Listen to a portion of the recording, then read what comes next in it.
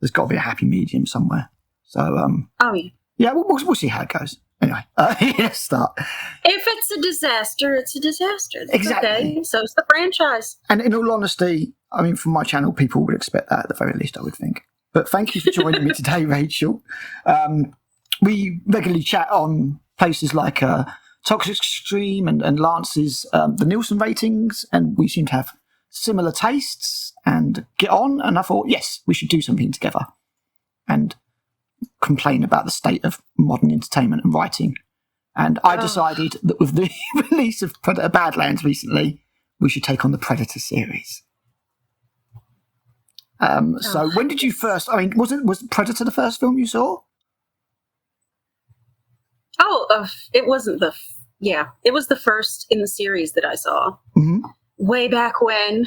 I was probably 4 or 5 when I saw it for the first time, that I remember seeing it for the first time. So there's quite a lot that would have like gone right over your head then. You might not have appreciated it as a great screenplay or a great piece of character writing. Yeah. It was more like, oh my God, all these soldiers are dying. When you're a kid, it's just, ooh, look how cool monster looks. Yes, when you finally get to see it. Yeah, exactly. Yeah. Well, I mean, I can't remember exactly when I saw Predator. I remember all the kids talking about it at school. I remember it was like the big thing to talk about at school. They're like, yeah, this like alien comes down and takes people's heads as trophies. And I was like, that sounds awesome. Show me this film. And I got to see it not long after that. I think I saw RoboCop first, but then I saw like this film, and I was just like, yeah, this is awesome. And again, I was young back then. I didn't appreciate all of the nuances to the scripts and everything. 8 or 9 year old me, I can't remember how old it was at the time, was just like, yeah, this is just great. This is just like my comic books come to life in a really big way. Like I was reading like Eagle and Action and stuff like that, like these boys' action comic books. And I was just like, yeah, this is just that kind of thing, which is great. And obviously we've got like a brilliant cast in this film. Like, oh my goodness. These days, for some reason, a lot of the media are like, yeah, Predator's not that great. It's like the 5th best Predator film. And I'm like, shut up. You shut your mouth.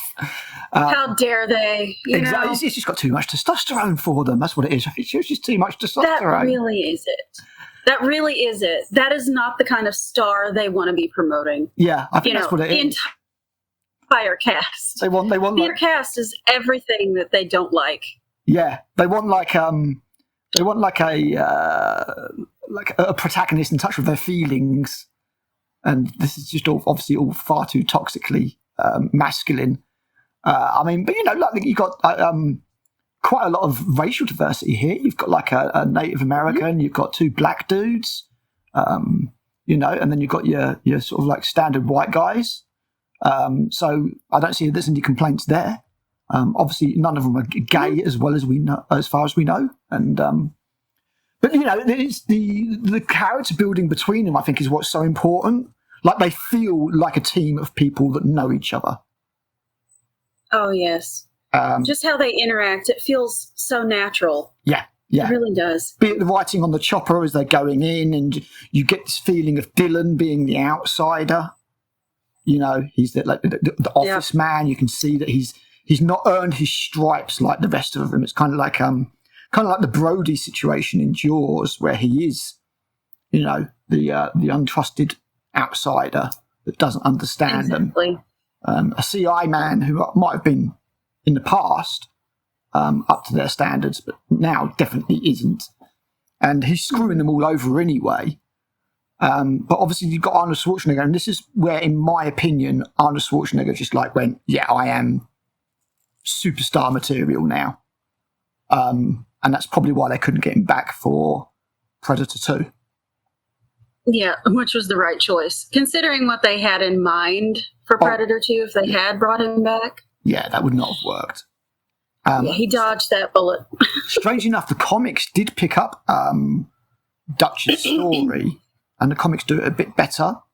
You've got his brother, first of all, Alan Schaefer, who's a cop in Los Angeles, I think it is, or New York, and he's investigating his brother's disappearance, and that leads him to bump heads with the CIA, who are trying to keep Predator's existence a secret. And basically this Predator he's like, well, I can't get hold of Dutch, so I'm going to do the next best thing, and starts hunting his brother. And I think some of that was sort of in the DNA of Predator 2 when we eventually get it. But yeah, Arnie's great in this. Typical action star. He's not dumb. He's a soldier. He's following orders. And these guys, like, they just kick ass. They're so good. We see that scene where they break into the drug compound and, like, no casualties, slaughter everybody around them. So the film is showing us that even though they found this chopper with, like, skinned people and all that kind of thing, and we know that Dylan is keeping a secret, we get to see them do their thing, and they do their thing like nothing we've seen. You know, it's just they just destroy and lay waste. These guys are, you know, tough hombres, as Paul Reese would say in Aliens. So yeah, you get this awesome action scene. No sign really of the Predator yet properly, but you just get to see Arnold and his boys doing their thing, and they capture the girl. Oh God, her name's gone for a second. What is it? Anna. Anna, that's it. Anna, who becomes like this expository source to tell them about the Predator. You know, because Hawkins gets killed. At the end of the day, Predator is a very simple story, and I think that's why it works best, Rachel. It's basically a slasher film, but it is dressed in the Cambodian jungle with a bunch of soldiers, and Arnie is your final girl. It didn't need to be any more complicated than that. You've got a good screenplay to carry it through that makes you care about the characters. Yep. You know, and they knew the perfect way to set up these characters, to show them as an overwhelming force, to show how great they are at their job, how deadly they are. Yeah. And then they have to encounter that's something that is more than they could ever have imagined. Yeah, that's it. And it really is. It's important to show that they are really competent, that they're not idiots, that they are professionals. And if it had not been for the Predator, this would have been absolutely no problem at all. But it's equally important to show that they are no match for this creature, for its technology, for its cunning, for its ability to camouflage itself. And I like the fact that you get to see all these emotions out of the guys, even though obviously Anna is the one who really knows about everything, apart from maybe Dylan, who knows some stuff that he's not telling. You get to see this emotion from all the guys.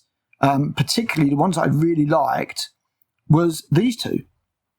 Obviously, Jesse Ventura and Bill Duke, Mac and Blaine. And they've got this kind of thing going on as you go throughout the film where they're just exchanging a little bit of dialogue here and there, but it's not really heavy. It's not like you get a big flashback taking you all the way back or anything like that. Which is what they would have done if they made it now. Which is what they would do if they made it now, yeah. It'd be so overbearing. You just get these little natural bits of camaraderie that you would get between soldiers, because they're not going to sit down and talk about their feelings to each other, like, all that kind of stuff. It's not the way that, you, as a soldier, not that I've ever been in the military, but I imagine you have to compartmentalize these things. Yeah. Especially in, they're a special forces unit. They could lose that person that they're closest with at any moment. So they have to keep it as light as they can. Yep. Yeah. But, their brotherhood really, and the fact that he loses him so quickly. Yeah, which is, I really love that the vigil scene where he's just recounting one of his stories to Blaine's corpse and, like, drinks a toast to him. Really well acted by Bill Duke, and like you really get a feeling for the loss that obviously you got Alan Silvestri's mournful score over the top of it as well, like the kind of sort of funeral march type thing, but really well sold. He was just talking in this soft voice about how him and Blaine went in and just wasted everybody and walked out without a scratch. Real number 10 tonight, remember? Whole platoon, 32 men chopped in meat. We walk out, just you and me, nobody else. Right on top of. And then he's like, I'm going to find who did this to you, and I'm going to cut your name right into him. And Mac's got a vendetta against the Predator from the very start. He's the one who's he's the only one who's seen the Predator at that stage. Not a scratch, not a fucking scratch. You know, whoever got you, don't come back again. And when he does, I'm gonna cut your name right into. And knows that they're dealing with something that's, you know, not the usual. All he's seen is those eyes and that flash of camouflage. He's the one that... Yeah, you know how terrifying that would be. Oh, yeah. I mean, so terrifying that he literally lets the entire round of Blaine's minigun ammo go. He's holding it down to the barrels running dry, you know? And that is... People go, oh, they're not showing the emotion, they're unfeeling. There's no, that's emotion. That is emotion. That's how men express emotion. Exactly. That's the pure rage and frustration of having seen your brother in arms fall before you, and you trying to, you know, you see something you can't explain, and he's terrified in that moment. Yeah. And Mac will show fear throughout the film. So people who say that, you know, just because he's not breaking down and sobbing and telling stories and all that kind of thing, and because it's a kind of emotion that maybe people think they can't relate to, doesn't in any way mean that, you know, they're not emotional, you know, completely sort of robotic figures or anything. They're not. Even Blaine isn't. You know, Blaine's got this kind of like devil may care, badass attitude and everything. But, you know, they're still being careful as much as they're being sort of jokey with each other. It's very well done. And then you've got... Then you've got Billy. You know the stories about Billy in the set, yeah? Oh, yes. Oh, my God. What freaking minutes. And, like, there's bodyguards on the set, and they're like, why does he need all these bodyguards? What are they protecting him from? And it's like, no. The bodyguards are there to protect you from... Imagine on that set in particular with all of these men that are just massive human beings, and you have one guy that's like, I'm going to fight you at every opportunity. Exactly. He's completely unhinged, you know, somehow manages to still give us a very compelling and believable performance, because again, Billy is one of those that understands very early on that they're dealing with something that, you know, as much as Dylan's in denial, Billy's like, no, there's something out there and it ain't no man, we're all going to die. He knows what's going down. Yeah. Be that because of his heritage as Native American or just a better sense about things. Who knows? I mean, he is the guy who is at most at home in the jungle, if you know what I mean. He is the bushwhacker. He's the guy that, you know, sort of cuts the vine to get a drink. He's the survivalist, I suppose you would say. And I agree with that. Very early on. What do you think about the fact that we don't get to see his death? Do you think it's more impactful, or do you think it'd be better if we did see it? I like that we don't see his death. It allows you to write that scene for yourself. Did he go out in a badass knife fight with him, or was he taken down from a distance because he was just that dangerous? Yes, yeah. You know, I feel like it is more effective. You do get to see the heat view, don't you? Mm-hmm. Because the Predator doesn't, as much as the Predator has a code of honor, the Predator doesn't always fight fair. Oh, no. You know? And it really does know how to assess which target is the most dangerous. Which one should I take out first, get rid of, just get him out of the way? Yes. And I feel like that's how he went after Billy, because he knew. Yes. And he'd watched. This is actually really important, Rachel, I think, because the Yautja are tactically smart. They are the ultimate hunter. That's the whole idea behind them. A little bit like your kitty cat that I can hear. They are supreme predators and very good at hunting things. You know, stalking and hunting.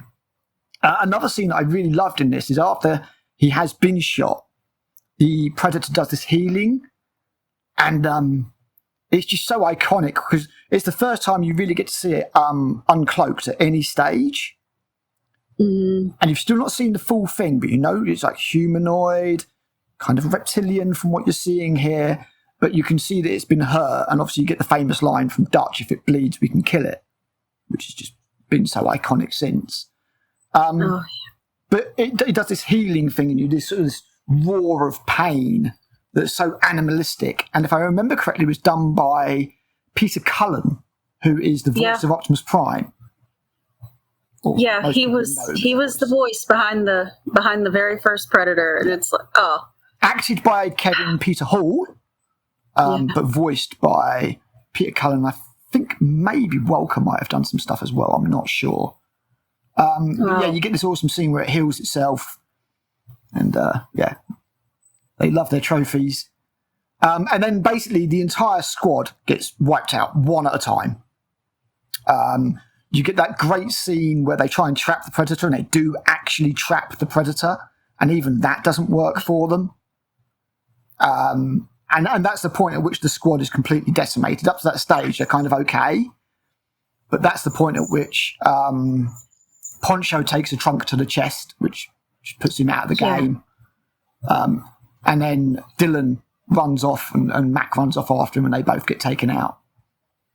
Did you ever see the version of the film, I would think you would back in the day, where you can see Carl Weathers' arm behind his back when he gets stabbed? Yeah. They took it out much later. But I did see that. I always thought it was quite funny. Got Mr. I love that. I love those things. That's one of those things about movies that I love, when you can see the mistakes. Yes. You know, now they would have, and CGI'd that out, fixed it, you know. Exactly, it'd be CGI'd out. Yeah, it's great. You can just see that. They just, when he got lifted up by whatever it was, be it the actor or be they got a hoist or whatever, his arm just slips down. You can just see it behind his back. Even though he's meant to be missing one, so that was quite cool. I suppose the only really sad moment there is that Mac goes out like a little bit of a pussy. You want to see him fight, but at the same time, it just shows that he is completely outclassed. As good as he is, he is being hunted the entire time and doesn't realize it. He thinks he's hunting the Predator. Because he gets that bit where he's like, with Dylan, he's like, look ahead in the trees, and like Dylan can just about see it. And then they make a plan, but the Predator's just like, nah. You guys are fucked. Yeah, they never had a chance. No. They had one moment when it's trapped in the net. Sure, they had a chance there. But once it went berserk, it was like, no, I'm going to kill you all now. Yeah, you had one chance, you got close, and you're not ever going to get close again. You're all dead. Yeah, that's it, exactly. It's like, you know, your current tactics, your current method of warfare is not going to cut this. I am going to wreck you all. So then you get this moment where obviously Arnie runs away, pure terror. He's like, yeah, we are screwed. Gets to the chopper to Anna, and then he goes down the waterfall, and then we get this iconic scene, and I love this scene so much, where the Predator walks out of the water, but his cloak's gone, and you get to see it in full for the first time. And at this stage, we're like, 50 minutes into the movie? At least? Pretty close. We're deep into this when we finally see him. It's like, we're in trouble. Yeah, and you're like, Arnie's dead. He's got no chance. He's absolutely dead. But then he realises that, you know, with the mud all over him, that the Predator can't see him. And then he knows that he's got a chance. And I love the bit where the Predator's wandering around and just like targets like a little possum or something like that. You can see how pissed off he's like kicking the wood and stuff like that. Where did you go? Yeah, where did you go? Where are you? And then obviously that leads us to sort of, we get the montage of traps being built by Arnold. He does that sort of like lights the fire and roars, and it's like this very primal masculine challenge to the Predator. Yes. I love that. That one moment. God. I mean, as a woman, is that sort of like, that's attractive, I presume, yeah? Yeah, that is the most manly thing as a you've ever guy, seen. it's just kind of like fucking badass, you know what I mean? Like, yeah, that is a dude that, you know. I know I've said this before, but this is one thing that Hollywood doesn't understand about women. That is what we want to see. Yes. That is why we enjoy these so much. Yeah. We want to see the man that is completely in his element, taking on nature. Yeah. And it doesn't hurt that he looks like Arnold Schwarzenegger. That doesn't hurt. Yes, it's the famous misunderstanding from Hollywood with China. There was a certain amount of films that just did amazing in China. And they were generally action films, like Hollywood action films, very Hollywood. And, America made a lot of money off of them and thought, okay, well, what we need to do is we need to pander to China. So what we're going to do is we're going to make our films more Chinese, not realizing that is the opposite of what China wants. China wants the American dumb action films because they don't get them in China. Right. And somehow Hollywood completely failed to understand that message. Well, they don't understand people, period. They really don't. They're so isolated in their little bubble. Yeah, they don't understand anybody. It's like Ricky Gervais said to the actors, isn't it? You know nothing about the real world. Yeah. You know nothing about the real world. You don't exist in the real world. So, stop trying to preach and pretend that you understand. You don't. And, Hollywood have shown us time and time again. So, obviously, we get Arnie. He is very smart tactically. Very smart tactically. First of all, he takes out the cloaking device with an explosive arrow. He's in the advantage because the Predator can't see him. And he's doing well. He's done some damage. He's hurt the Predator with his sticks and, bombs and that kind of stuff. And then he, lays the trap out for the Predator, but the Predator works out where he is. And I love that moment where it triangulates where the rock went from. Because Arnie throws the rock to try and distract it, but the Predator's too smart. And the Predator sort of uses its sensor to work out where the rock came from. And again, it just shows how aggressively smart this hunter is. So it finds Arnie, works out that obviously, there's a reason why he can't see it, chases him, and then Arnie falls into water, which washes all the mud off. Now they're both without their camouflage. Exactly. It's just almost on an even footing technologically, but certainly not physically. And this is the moment where the Predator is like, okay, you've earned my respect, and I'm now going to take you on 101. You are going to be a worthy foe indeed, and when I finally claim your skull, it is going to be one of my favourites kind of thing, And we get, it takes off that mask, and you just get to see the Predator's face for the first time.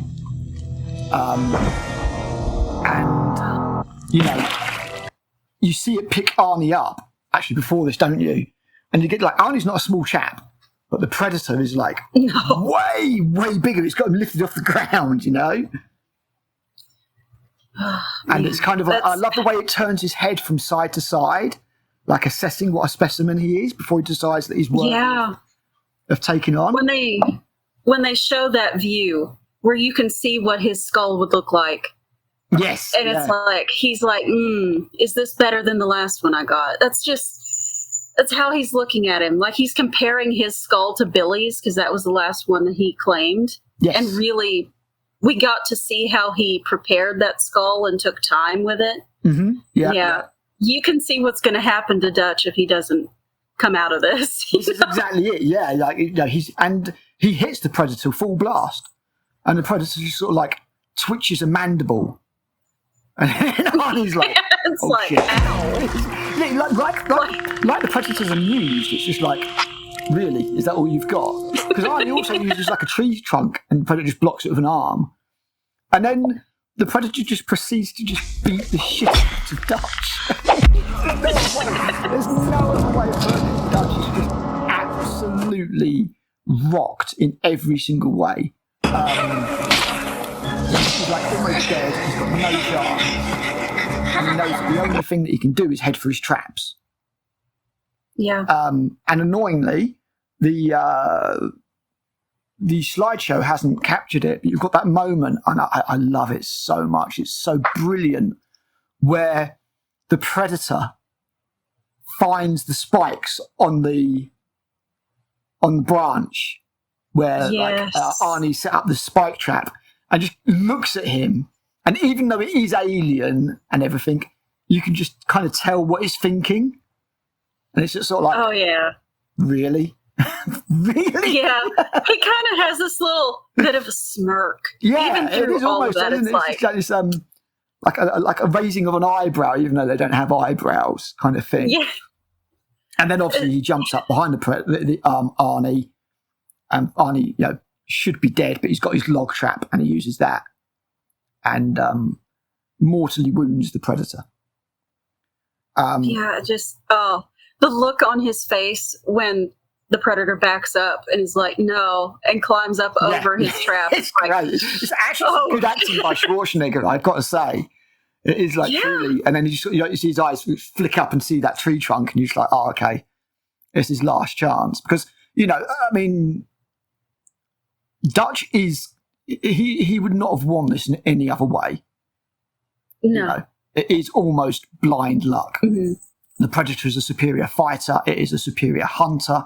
We still don't really know anything about it. And even once he's bested it and he's standing over it, it just sort of replays, what the hell are you? Which I think was something that Dutch said to it earlier.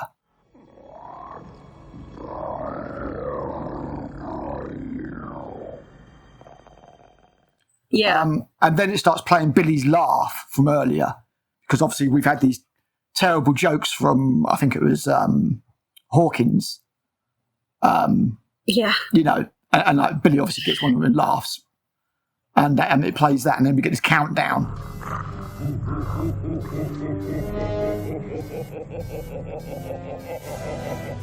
Then obviously it all blows up. Dutch runs away, and he kind of jumps into a little hollow that makes him safe from the blast. But it's a big blast. It's like... Yeah, it's big enough to effectively clear the area. Exactly, it's like Tunguska or something like that. And the helicopter pilot, again played by Kevin Peter Hall, out of his Predator costume, sees this, and they land and they get Dutch. And the last scene is basically Dutch on this helicopter, and he is a changed man. He is scarred and damaged for life, beat within an inch of his life. He's not the same person. It's it's kind of like a hollow victory. He's won, but all his friends, his squad, are all dead. He himself almost died. He will be forever changed by that experience, and you know it. And that's the end of the first Predator film. Yeah, but I was going to say I like that they never brought him back. Yes. He would not have been the same character. No, he wouldn't. He couldn't have done this twice. Yeah, no. That's, exactly. It's so annoying when, and we're going to get into this with the Killer of Killers later. I figured. It's so annoying that they do this, because you're right, nobody should... a Predator is a thing that you are lucky to survive. It's not something you can really make a career of taking down, especially now. In the comic books, they have Predator hunting squads and things like that, but they have extra technology and things like that might, balance the scales a little bit. But in general, humans are no match for predators, and this is the whole idea. So the slideshow screwed me over a little bit. Thanks very much for that. But we now come to Predator 2, which I watched probably not long after Predator 1, to be honest. I remember being very pleased, young, almost teenage me, by the naked lady at the start. Oh, of course. Who goes to have a very, very bad day as she gets... her boyfriend gets attacked by the gang and made into a sacrifice. Fucking voodoo magic, man. Talk about never being the same again. That woman. Yeah, exactly. She's gonna need just a teeny bit of therapy before the Predator again, or a Predator, comes and wrecks their shit and just takes out the entire gang. And I think before this we've had the bit with the Colombians and the cocaine. Yeah. And you got the movie starts with that, the biggest mountain of cocaine ever. And you got that guy, he's in loads of stuff, and he sniffs it all, and you go with his machine guns. Oh God, it's so over the top. It's so great, ridiculous that you love it. But I love the fact they're doing something different. I mean, there was a lot of the road to Predator 2 was not a simple one. It really wasn't. And I'm glad they didn't just do the same thing with another squad of soldiers or something like that. They mixed it up. The jungle is a perfect sort of environment, and they establish that predators like it hot. So where else gets hot? Cities in the summer. And then you're like, oh man, a completely new thing. But adding to the lore just a little bit, new group of characters, and a predator that's just as deadly as the old one. And obviously we've got Danny Glover here, and he is a completely different character to Dutch as well, which is what I like. Like, he doesn't even try to be Dutch. He's a cop. Yeah, they constantly, yeah. He's just a city cop doing his job. He's good at, we know he can handle himself, because he handles himself in that shootout and stuff where he gets the car and backs the car up to try and save the cops that are getting shot and everything. But he's just a cop. He's just, he's not a super cop or anything like that. He's just, he's just a police officer. And I really liked Danny Glover in this film. Oh, sorry. I feel like he's what they needed. Yeah, like a step, not necessarily even a step down after Dutch, but just like a step to the side, a different type of character. Who, again, where Dutch is this overpowering physical strength. Yes. And now we don't have that. We have someone that has to use his mind to win. Yes, exactly. Because that's his only hope here. Yeah, really. Exactly. He's got no chance otherwise. And he's got a team of detectives. He's got Danny Boy, and he's got Alina. And then I think so. Bill Paxton as well, doing his... we'll just say Bill Paxton. His bravado thing. And again, you've got some decent characters there. You haven't got as wide a range. There is definitely a bit more of a comedy tone to this film as well. Because you've got that reporter who's sort of like reporting on the madness and all that kind of thing. And you've got King Willie, which again has got kind of almost a comedy element to it. So there's definitely a shift in tone, I think, Rachel. Do you agree with this? Yeah, I do. The first film is very serious. Yes. You have moments of levity in it because you have to, or it would really drag. As I said, you've got the jokes by Hawkins and stuff like that. But but this, I like the shift. Because like you said, this is a different group of people. They're going to handle this differently. But also, this is a completely different world. It's over the top. It's ridiculous. Yeah, and it does feel it, doesn't it? It does feel just a little bit, I guess, more comic book-like, I suppose would be the way to put it. It does. It really does. I mean, the first real character we have is, a guy with cocaine all over his face. And just, that is a comic book character. Right, puts in his wounds or something as well, doesn't he? He's got like a cut and he puts the cocaine on that and he's like... It's like direct, Yeah, I mean, it's got, it's a bit more explicit, and I don't just mean the naked lady. I mean, like, you get to see a bit more gore in this one, I think, than you did in the first one. But the tone is very different. It's not quite the same. Predator 2 tends to, in a lot of the lists these days, come really far down the list. Really far down the list, which I think is quite interesting considering it's got a black man as a protagonist. But I still quite like Predator 2. I acknowledge that it offers something quite different. Yeah. So do I like what it gives us. I like that it gives us a predator that's, not in that jungle setting, but is still able to make the setting work for him. Yes. He can be anywhere. So he really is one sneaky dude. Yeah, they don't really get a handle on him at all. The only ones that have kind of got an idea where he is are the CIA guys who've been tracking him at the warehouse. And what happens there? He goes through them like a buzzsaw. They do not do well. They do not do well at all. And I love that. I love that whole scene again. If we're talking about like, oh my God scenes. The bit where the Predator cycles through the vision modes. Oh, yes. And then you can see their lights. That's like, oh, those guys are fucked. Yes. It's like, he can't see them. It'll be fine. He can only see heat. No. Yeah. We get to see a wider range. Yeah, we get to see a wider range of his technology too. It's great. Yeah, you obviously got the spear, and then like you see him backing up, and it's almost like you've got the it's very much like the Aliens scene, you know, where you've got Ripley trying to warn Apone what's going on and to get out of there.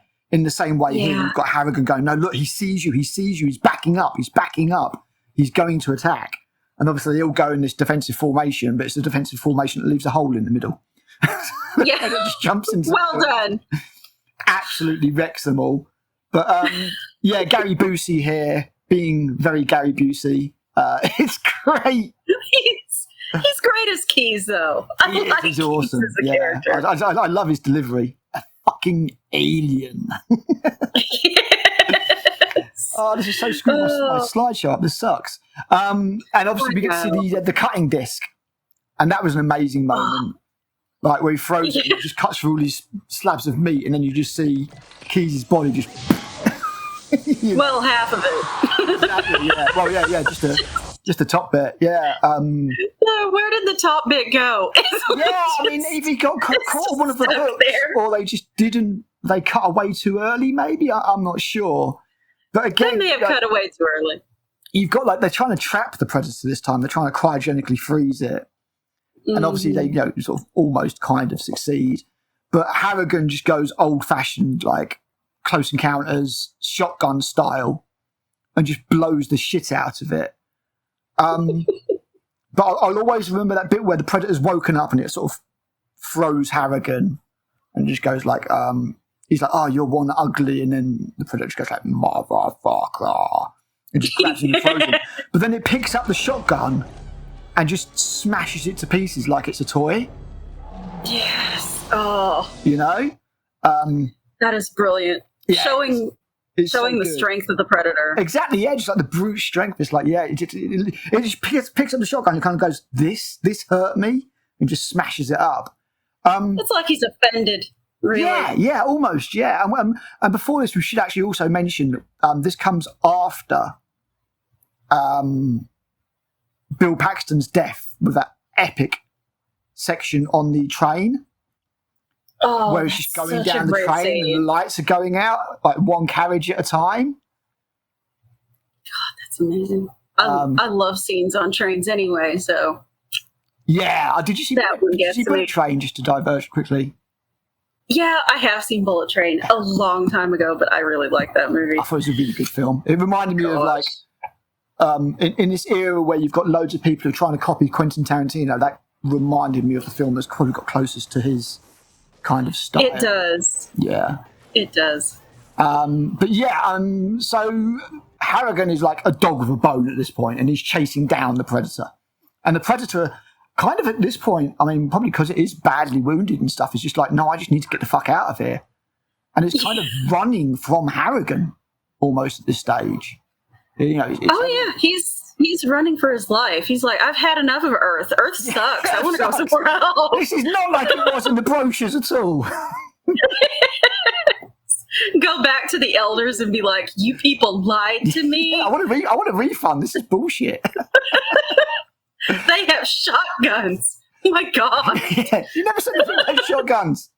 But then you get like that scene where they're hanging on the building and Harrigan uses the disc. And again, Harrigan is just lucky. He's an old school detective. He's dogged. His friends have been killed or hurt one by one. He's like, this motherfucker, this son of a bitch is going down, you know? And he uses the disc to slice off the predator's arm. And then we get this healing scene where the predator's sort of like has to cauterize his arm and everything.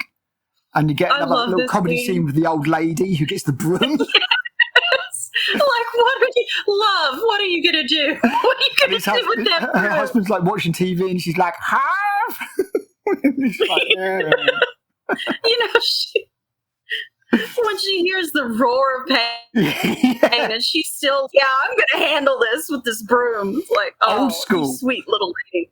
And then the predator just charges through the wall. It just runs off, smashing doors and stuff. And then you get definitely giving this a 0 out of 1 on hunters.com, you know, as I said, 2 out of 5. Like, yeah, do not recommend, bullshit. And then obviously the Predator is chased down to its spaceship, and Harrigan goes and finds the spaceship. The Predator is kind of like cloaked and hiding again, doing what it knows best. And this is where like the fandom basically lost their shit, because they saw the xenomorph skull, which technically shouldn't exist because predators have aliens have an exoskeleton, not a skeleton, but we'll let that go. I'm being nitpicky and nerdy. We'll allow it. And the fandom lost their shit because they were just like, oh my God, predators and aliens are part of the same universe. And it's around about this point that like Dark Horse Comics are like, we can make a lot of money out of this. The possibilities. Like, yeah, the possibilities to ruin the franchise later. Oh, yes. Yeah, we're going to get there. And then we get this epic fight, and Harrigan beats the Predator, but only by... Oh, and I've got to ask, have you seen the deleted scene? Or it's not really a deleted scene, but the outtake of all the Predators dancing with... Yes! I love that. Oh, my God. That's what this photo reminded me of. Just, you know, they're covered in all this stuff. They're in full costume, and they still take a minute to just have fun. You've got to have fun when you're making a film, haven't you? You know. Yeah. But yeah, obviously, Harrigan beats the Predator. But again, he is getting his ass kicked. The only reason he manages to win is, 1, he's got the Predator disc, and 2, the Predator is literally fighting him with one arm. And even then, it's like quite close to taking him down. It's just, you know, Harrigan's just got that dogged perseverance that he just will not lay down and die. But one of the really cool things about this is after that's all happened, we get a little bit more sort of Predator lore where the elders turn up. And the Predator elder sort of gives him a gun and says, take it, like giving, you know, to the victor the spoils type thing. It's not gone mad and elaborated loads about the Yautja. They're still quite unknown. But we just get to know, we're getting a bit of a sort of, they're an honourable species. You know, they do this gladiatorial almost combat and reward the winners, and that's kind of their culture. Yeah, like we learn precious little in the first one. All we really get out of them is they're an alien species. They come here to hunt. They like it when it's warm, and they won't kill you if you're unarmed. In this one, we get, you know, that they don't always come alone. Mm-hmm. They do have a hierarchical society of some kind. They have killed many different alien species, and they will not kill pregnant females. I think that's as much as we get in this one to build off of the lore of the first one. And that's fine. You don't have to try and explain everything in one movie. Exactly. We didn't need to know more than that. There is something about the mystery of, you know, an unknowable force that makes it more interesting. And as we've said, it's the scenario that's changed. It just went from a jungle fight to a city fight. And we're like, that's fine, because we've got completely different characters, a completely different set of circumstances. The films are not really the same in any way, apart from there is one protagonist that will survive the whole thing. Whereas the first one is a slasher film, this one doesn't really have that feeling because of all the other things that happen, like the CIA squad trying to trap the Predator, like the gang involvements and all that kind of stuff that's all in this film. So it doesn't really feel like even a stalker slasher film. It feels completely different.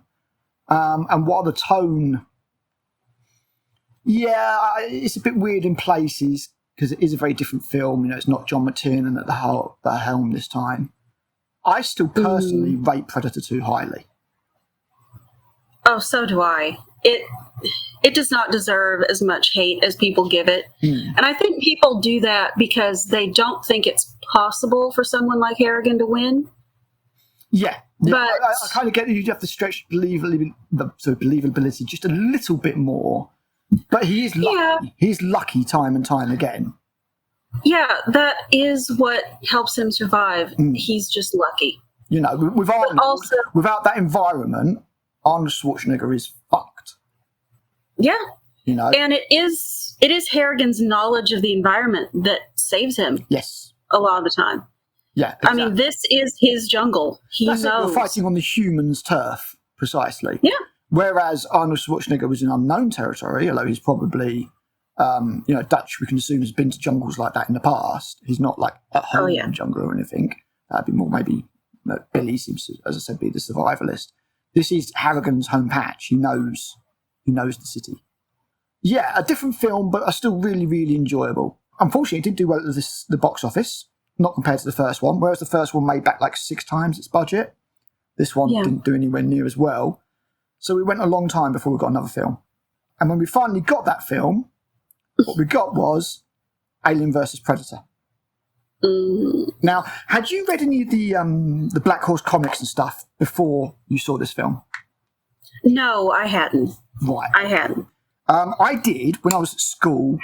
You could pick up the Dark Horse comics in newsagents and stuff like that. And although they were sort of like aimed at 15 and over, the shopkeeper didn't really give a fuck. So I picked up these brilliant, gory tales of Alien vs. Predator, and therefore had quite a lot of expectation when it came to Alien vs. Predator, the film. It's fair to say that Alien vs. Predator, the film, let me down. Yeah, I mean... Just a little bit. Now that I've read Alien vs. Predator, yeah, it really is just a disappointment. They could have done so much more. They did not need to set it on Earth. They did not need to do a lot of the things that they did. Yes, yeah, exactly. And it just unfortunately, what it did was it very much fell into the plot of, or into the trap rather, of here's a bunch of nobodies who are going to be bumped off one at a time by the Predator. Here's the person who's obviously going to survive. Now we just need to find a variety of ways to bump them off. And I'm like, you could have done something different here. You've even got the stereotype of the Scottish chap, I can't remember his name now, the actor's name, but like showing pictures of his family. Yeah, it's like, he's gonna die. You're dead. I mean, it really is the trope of, 2 days from retirement with a baby on the way. Don't ever talk about your children if you're in a dangerous situation. Yeah. Don't ever talk about your kids or your wife or how much you want to go home or, you're really looking forward to just laying on the beach and drinking some, some exactly. tasty drinks. Don't do that. Don't you're going to die.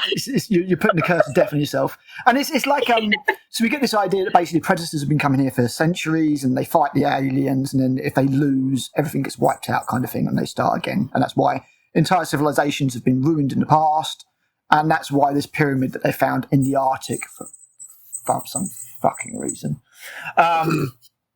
it's got all these different sort of civilizations present in it.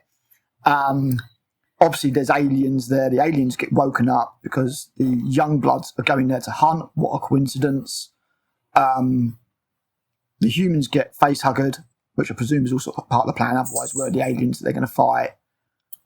There's a queen held down in the pyramid somehow. That's producing eggs. It's just like the film falls apart the second you think about the plot. Oh yeah. If you don't just get dazzled by the visuals of it, you're done for. Yeah. You know.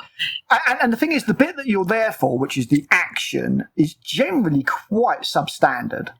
Like you've got one alien that takes out 2 predators immediately, and you're like, and then the last predator's kind of cool. Scar. Yeah, he's really the one we're here for. The other 2, they may as well not have had 3. Yes. They should have just had him. It should have been his hunt. Like, make him special. Like, he's in line to be a war chief or something. Yeah, and exactly. Just send him. And we're already talking about how we'd make it better. Yeah, exactly. Maybe we should just do a whole video about how we fix the crap films. Lance Henriksen playing Wayland, and he's on a look for a cure for, I think he's got cancer. And he's like, I can get a cure out of this. And you've got a load of nobodies who get bumped off one by one. There's a few cool scenes in it, for sure. But as a film, generally very disappointing. it really is. You're watching it and you're going, yes, oh, Yeah. oh. Like, there's cool moments here and there. But in general, this is where they decide. Like the this fight is where they decide the Queen at the end is kind of cool, and but you walk out of the cinema, or at least I did, walked out of the cinema very much with a feeling of that was it, that was the best they could do, that wasn't good enough, kind of thing. Like every story I've read is better than that. Oh yeah, absolutely. Like when I first saw it, I was like, okay, that was disappointing, but it could have been worse. Because the ending killed any interest I had in the rest of it. Mm-hmm. How they treated Scar at the end. Yes. I don't care anymore about what you're going to show me in this franchise. That was very harsh, and such an obvious setup for a sequel that we'll get to in just a second. But I mean, a very substandard plot. Took way too long to get to the good stuff. Too much pissing about in the Arctic bit and all that kind of stuff. Yeah, a very odd film. That just felt haphazardly put together, I think. Yeah.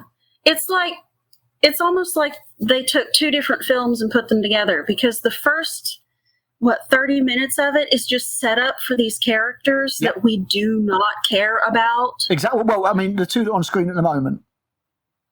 Yeah. Are the guy with the glasses and the blonde bird. I can't remember either of their names. No. Not a clue. I mean, they don't matter.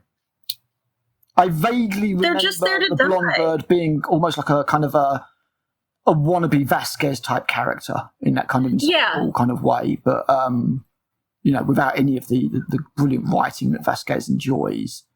But a bunch of nobodies, just paper thin. The only thing is, at the end, you get sort of the elder predator, and you get that fight, and you get. I think her name's Alex, the main character who teams up with the Predator, and that kind of borrows a little bit from Alien versus Predator, I suppose. And that could work. That could have worked, but it's just everything else is so poor. Yeah, I think that's the thing, isn't it? Just overall, on nearly every single level, like the production, the writing, everything, that kind of that substandard level. There's nothing about it that really stands out as good. Like, it's just a bit meh. Like nowhere near the worst. Don't get me wrong. It doesn't make me angry or anything like that. No, it's just. I mean, it's like I'm not angry. I'm just disappointed. Like there was so much potential you could have mined. And you chose to give us this. So, like, it's okay. I'm not angry at it. Like, we're going to get to them, I know. There are films in this franchise that I am genuinely disgusted with. Oh, yes. Yeah, big time. And if I had to rank it, I would put AVP pretty high considering the rest of them. Yeah, I mean, if we're talking about it, you've got 9 Predator films in total now. Yeah. I would put AVP 5th or 6th. Like, it's not bottom 3 for me. It's not bottom 3. I think I would put it about 5th, because it's not offensive to the lore, really. Yeah. I mean, there are things that are done. Well, they cover, like, it's in the Arctic, but the pyramid is heating up, so the pyramid's going to be warm at least to the predators. At least they covered that bit of it, kind of thing. And you get a bit of backstory about the alien. Every time the aliens win, the predators blow everything up, and that's why there's no records or anything like that. And you're like, okay, it's for here and there about a few bits, but in general, it is very poorly put together. And this is by is it Paul W.S. Anderson, who did the Resident Evil films, and it shows decent film, Event Horizon. Yeah, and then after this, makes nothing good ever again. It really shows that this is his direction, because they speed up the process at the wrong time. Oh, yes. We could have had some tension about who has been infected. Yeah, exactly. But no, half hour after being infected, they'll wake up and... Yeah, imagine if they'd woken up and then they're like wandering around the the maze, the shifting maze pyramid type thing, and then they sort of gestate and get attacked. That would make it much more interesting, because then you'd have the aliens, you know where they were, and the aliens are trying to hunt the predators in this shifting pyramid type thing, and the predators trying to... But no, it's all in that one room, and it's just like, ugh. Yeah, very lazily put had a cool idea. They had a cool idea, but they didn't know how to execute it. And that's this movie. Yes. It's a cool idea, but they don't know how to do it. Yes. Yeah, exactly. And as you say, at the end, they defile poor Scar. He gets stabbed by the alien queen, kind of takes out the alien queen, although Alex helps as well. Then right at the end, they show the Pred-alien chest bursting out of him, because nobody thought to scan him, nobody thought to check him for some reason. Right. Because, you know, no predator ever would get infected by a xenomorph. Exactly. You know, that wouldn't happen. No, of course not. Absolutely not. God. So stupid. Right, so then we got, because it made a moderate amount of money, Alien vs. Predator. It wasn't a failure, it was a critical failure, absolutely, but it, for the most part, gave the fans what they wanted, and that was a load of action. We then got Alien vs. Predator Requiem. Oh, God. What are your thoughts on this film, Rachel? Oh, God. Well, you know, everybody says it'd probably be better if I could see it. No, it would be better. Like, the only thing that works, and only works half of the time, is Wolf. Yes. He's the only part of this that's worth watching, and even he's stupid. Yes. Sometimes. Yeah. You know, just, why does he do half of what he does? Yeah. I agree. Like, the concept is really cool, of a predator that has to go and do cleanup, like Mr. Wolf in Pulp Fiction. I have no idea if it's a direct reference. But it probably is. That idea of like a clean-up, badass predator, and we get to see a little bit of the Ultra Prime planet, we get to see a bit of their technology, and Wolf goes off, and his whole idea is to basically get rid of any evidence of the predator technology, and also to take care of the alien infestation. Because although they seed planets in Alien vs. Predators, the comics, they are still responsible, kind of, for the xenomorphs. But as you correctly say, and people will be able to see it from these screenshots, most of the film is so dark that you can't see a damn thing.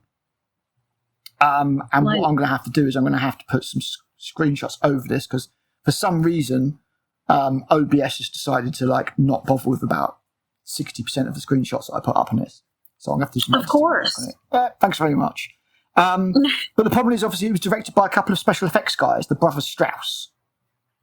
Yeah, and I feel like they took the don't show it in direct light thing too far. Yes. You know, a lot of these suits, they look best when they're kind of in the dark. Yes. But my God, I'd kill for a candle. This is the genius of somebody like Jim Cameron, who knew how to frame the aliens and the predators so that they were still in shadows. You couldn't see that they were just dudes in suits, but make them look effective. It wasn't everything, it wasn't pitch black. As you say, in this film, quite often you cannot see a damn thing. And when you can see something, it's very obvious there's a couple of guys in suits. Yeah, and what's really...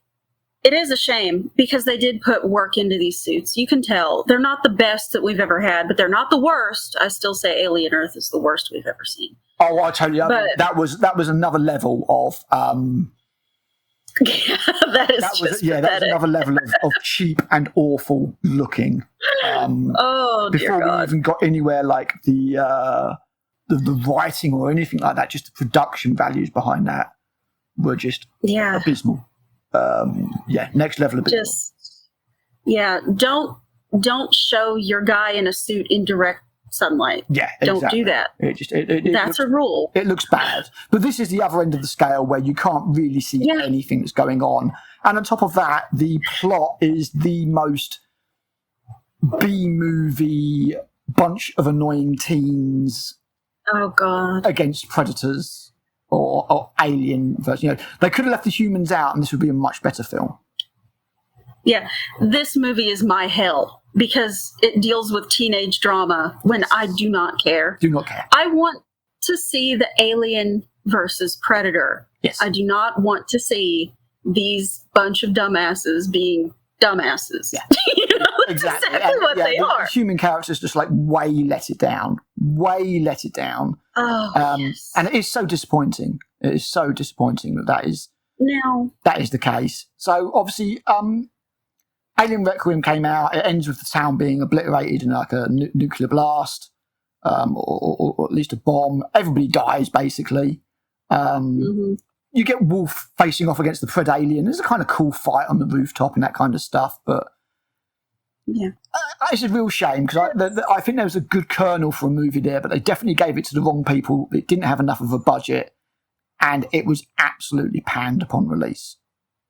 Yeah. And even the extra cut with all the extra violence and stuff and the extra blood doesn't make it better, really. No, it's not worth it because it's the main storyline that ruins it. It's just garbage, isn't it? It's just a bunch of unlikable characters, and they're so stereotypical and troped as well. You've got like the jock, you've got the dumb blonde, you've got the one that's obviously the smart, intelligent, bookish girl, and I'm just like, oh god.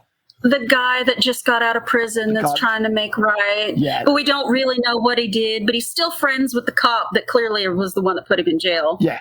It's like a walking stereotypes all over the place. Yeah. Like one of them's a pizza delivery guy or something.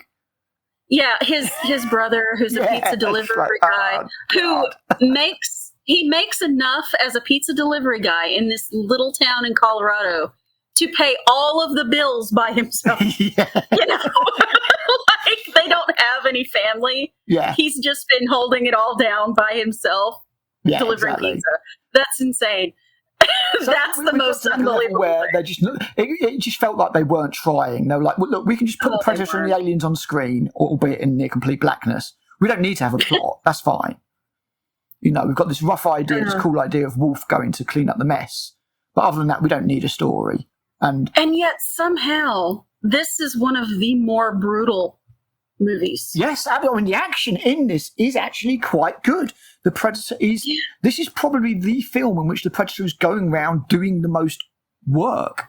Like he is killing aliens left and right. He puts the traps in the tunnels. He goes and hunts them down. You know, he kills a fair few people as well. And when the aliens finally escape, they start wrecking face. It's just I mean, no one is safe maybe either. You could put together a 25-minute cut of this film. It's really good, but I don't know. Yeah, we'll just cut out all the teenager bully bullcrap. Yeah, we'll cut all that out, all the cool scenes, and maybe you could get maybe an hour. Yeah, at a push out of this. That would be pushing, I think. But yeah, I mean, at least at this stage, they haven't wrecked things. It's still just Predators versus aliens.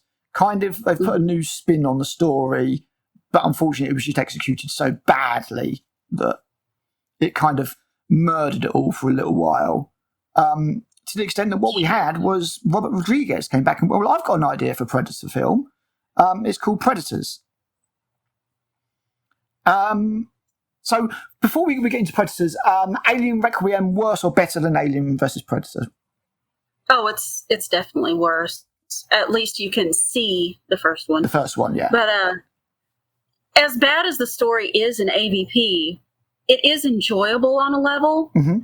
Requiem just isn't enjoyable. Like you're watching children get killed. You're watching women get killed. I mean that was quite unnecessary, wasn't it? That Predator, Pred Alien gestation scene. I'm not sort of I'm no prude certainly, and it's very hard to desensitize. I'm very desensitized to an awful lot of stuff, and I'm not like, you know, sort of somebody to cry foul at anything really. But there was something a bit nasty about the way that you know mimicked pregnancy, and there was no cleverness about it. No, it was just trying to do as much as possible to, you know, taking it as far as possible. I think pushing that envelope. Yeah. And like, this whole belly hatch of aliens, and I was just like, I'm not too sure about that. Like, I don't know how I feel about this. Yeah. Like, it's not in a good way either. No. Like, there's unsettling in a good way, and then exactly there's just that. like, Just definitely feeling a little bit unclean, a little bit dirty, I suppose. But then Predators, we kind of got back to at least what I thought might be a good story. A bunch of dangerous people taken from Earth, taken to a hunting reserve, and then hunted. Yes. And if that had been all we got, I think we might have ended up with something really decent. Unfortunately, there was a couple of things that I think... Because, I mean, I thought the cast of characters, again, while they were a little bit stereotypical, you had sort of the Russian, you had the Mexican guy played by Danny Trejo, you had like the African dude. It was like, sort of like a world tour of badasses with one that obviously doesn't fix, which, spoiler, turns out to be the real dangerous one. Yeah. And although this film aped the first one a bit too much, and in that way I feel does what a sequel shouldn't do, in that it offers or it draws direct comparison with the first Predator film, even nicking bits of Silvestri's score. It still had some good ideas, I felt, this one. But one of the ideas that was a bit too far is, here we go, trying to accept Adrian Brody as a badass action dude.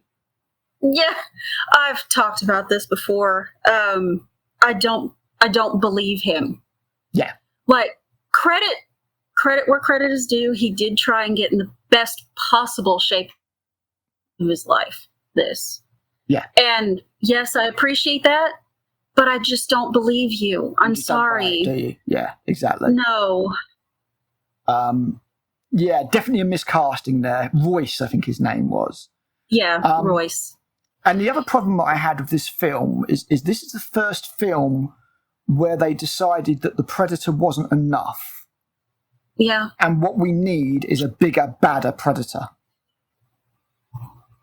It's such a mistake. It would be hunting the other Predators. And I was just like, or not hunting the other Predators. In this one, they've got it like tied up, haven't they? You've got they have. And they have it all tied up to a totem. Yeah, they have this blood feud between these two different groups of predators. And you have the bad bloods, and then you have the regular predator. And the bad bloods are like these super black berserker predators. Yeah, and while they do look cool, I mean, they look cool, it just, I don't know, it diminishes the yautja. Yes. And you should never do that. No, that's the problem. I think that's the problem I had. At what stage do you go, well, the normal predator isn't scary enough, we need something bigger? It's like, I don't think you need to. This, 8-foot tall monster that can just rip you apart in every possible way. Yeah. That's just not scary anymore. No, it's not. That's it. There's something about the predator that is scary. When you get to the size of the berserker predator, you're like, well, we've just hit B-movie territory here. And we don't really need it. Surely these guys would have wiped out all of the smaller predators on the home world, and there wouldn't be any. At no stage did I ever think I'm bored of the Predator. It's like Jurassic. It's like Jurassic World, isn't it? They were like, "Oh, people got bored of dinosaurs. Let's make a bigger, scarier dinosaur." It's like bullshit. No one's getting bored of dinosaurs. If dinosaurs came back, there ain't nobody getting bored of it. Seriously. Let me tell you, when the lead up to that first movie was coming out, the lead up to Jurassic World, I was so excited, and then I heard Colin Trevorrow say, people are tired of dinosaurs at this point. And I'm like, bullshit. Yeah, exactly. I was in my early 30s. I was like, I'm still obsessed with dinosaurs. Yeah, exactly. I'm an adult. yeah, exactly. I'm an adult. And while I'm not quite as up to date on it as I used to be, I've been obsessed by dinosaurs since I was a kid. Dinosaurs, right? They'll never stop being cool. Which is, as I say, one of the leading problems with Jurassic World, and it applies again here. How is the Predator not cool? We haven't had enough of the Predator for it not to be cool yet. Right? Really, if you think about it, we can say oh yeah, maybe the Predator's a bit old now, but I'd argue that we still after Badlands, still don't have the definitive badass Predator where the Predator wins kind of film. No, we don't. So, yeah, we got this berserker predator, and basically what happens is Royce, it turns out that the mild-mannered doctor is the real bad guy. He's a mass murderer, played by Topher Grace. Royce strikes a deal with the bound predator that if he can free him, they'll all escape in his spaceship. And then the berserker predator turns up, kills the bound predator, and then Royce has to fight that in an entirely unconvincing way. And it all falls apart. Again, bit of a shame, because there was some really cool stuff in here. The good stuff is really cool. The bit where the predator uses Danny Trejo as a decoy, a trap. Oh, that was brilliant. It's so just good. Disturbing enough. Yeah, it's just disturbing enough. It's so good. And a real good example of how they would use the voice recordings, like the first one did against Mac, when it's trying to look... sorry, against Dylan, when it's trying to draw Dylan out before Mac stops him. And there's some other really, really cool stuff in here. But I'll tell you, Rachel, the one thing that disappointed me most about this film, Lawrence Fishburne. Oh, God. They could have cut that whole character and I would have been fine. I remember, like, in the trailers and everything, because you see them meet up with him in the trailers and you're like, oh, man, this guy's some kind of badass survivor. He's going to help them, help them take the Predators on. It's going to be really good. And obviously, this is after, Predators was 2010, I think. So this is well after the Matrix films. Lawrence Fishburne is well established himself as an A-list actor. And I was like, oh, yeah. And then when you get to him in the film, he's just a kook. And I was just like... Yeah, he just kills other humans to steal their stuff. Exactly. And it's like, really? This is the best you could do with him? Like, of all the choices you could have made with that character, you definitely chose the worst one. It's very, very disappointing in that way. So, while I like Predators, I definitely recognise it's got some flaws. Where are you putting Predators in the top 10? I would put it just above AVP. Okay, so you're like fourth for you. Yeah, I do feel like it did what it wanted to do well. There are problems, but it's by far the more watchable one of the series. I agree. I totally agree. This is the, apart from the AVP films, which I do also have physically, this is the last Predator film that I have physically. Yeah. I've got the trilogy box set. Predator, Predator 2, and Predators. And Predators, despite its flaws, actually comes in at third for me.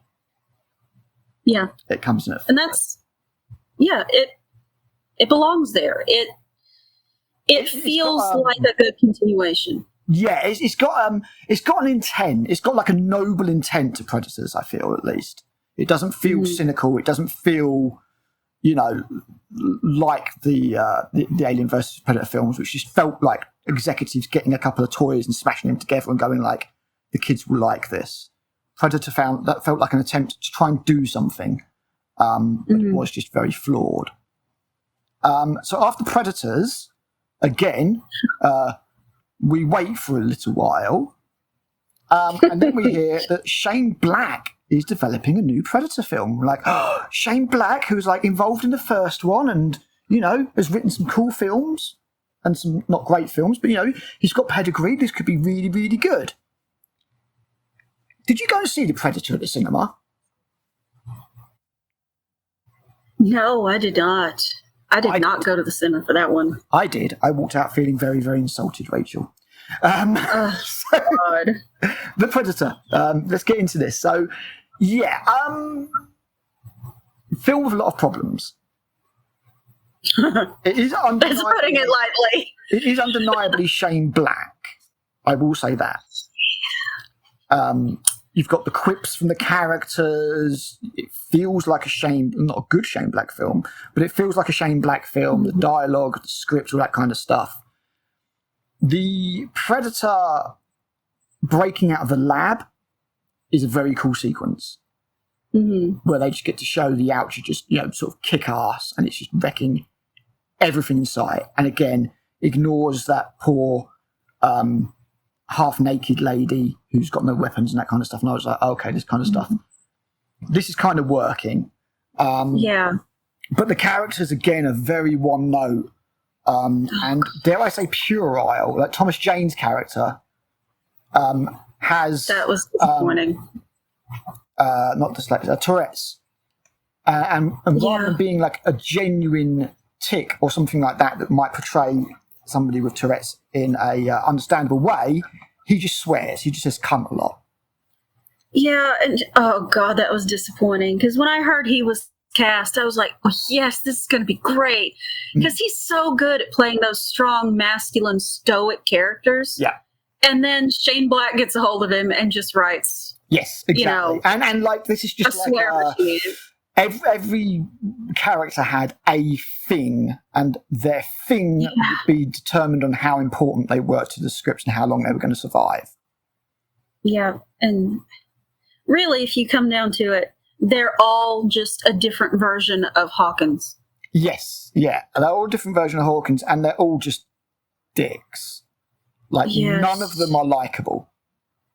I don't care if any of them survive. Yeah, I would have been happier if they all died. Any of them survive. So we've got this whole thing where basically the main character, whose name I cannot even be bothered to bloody remember at the moment, encounters a predator with his squad, gets a predator helmet and ships it to his son.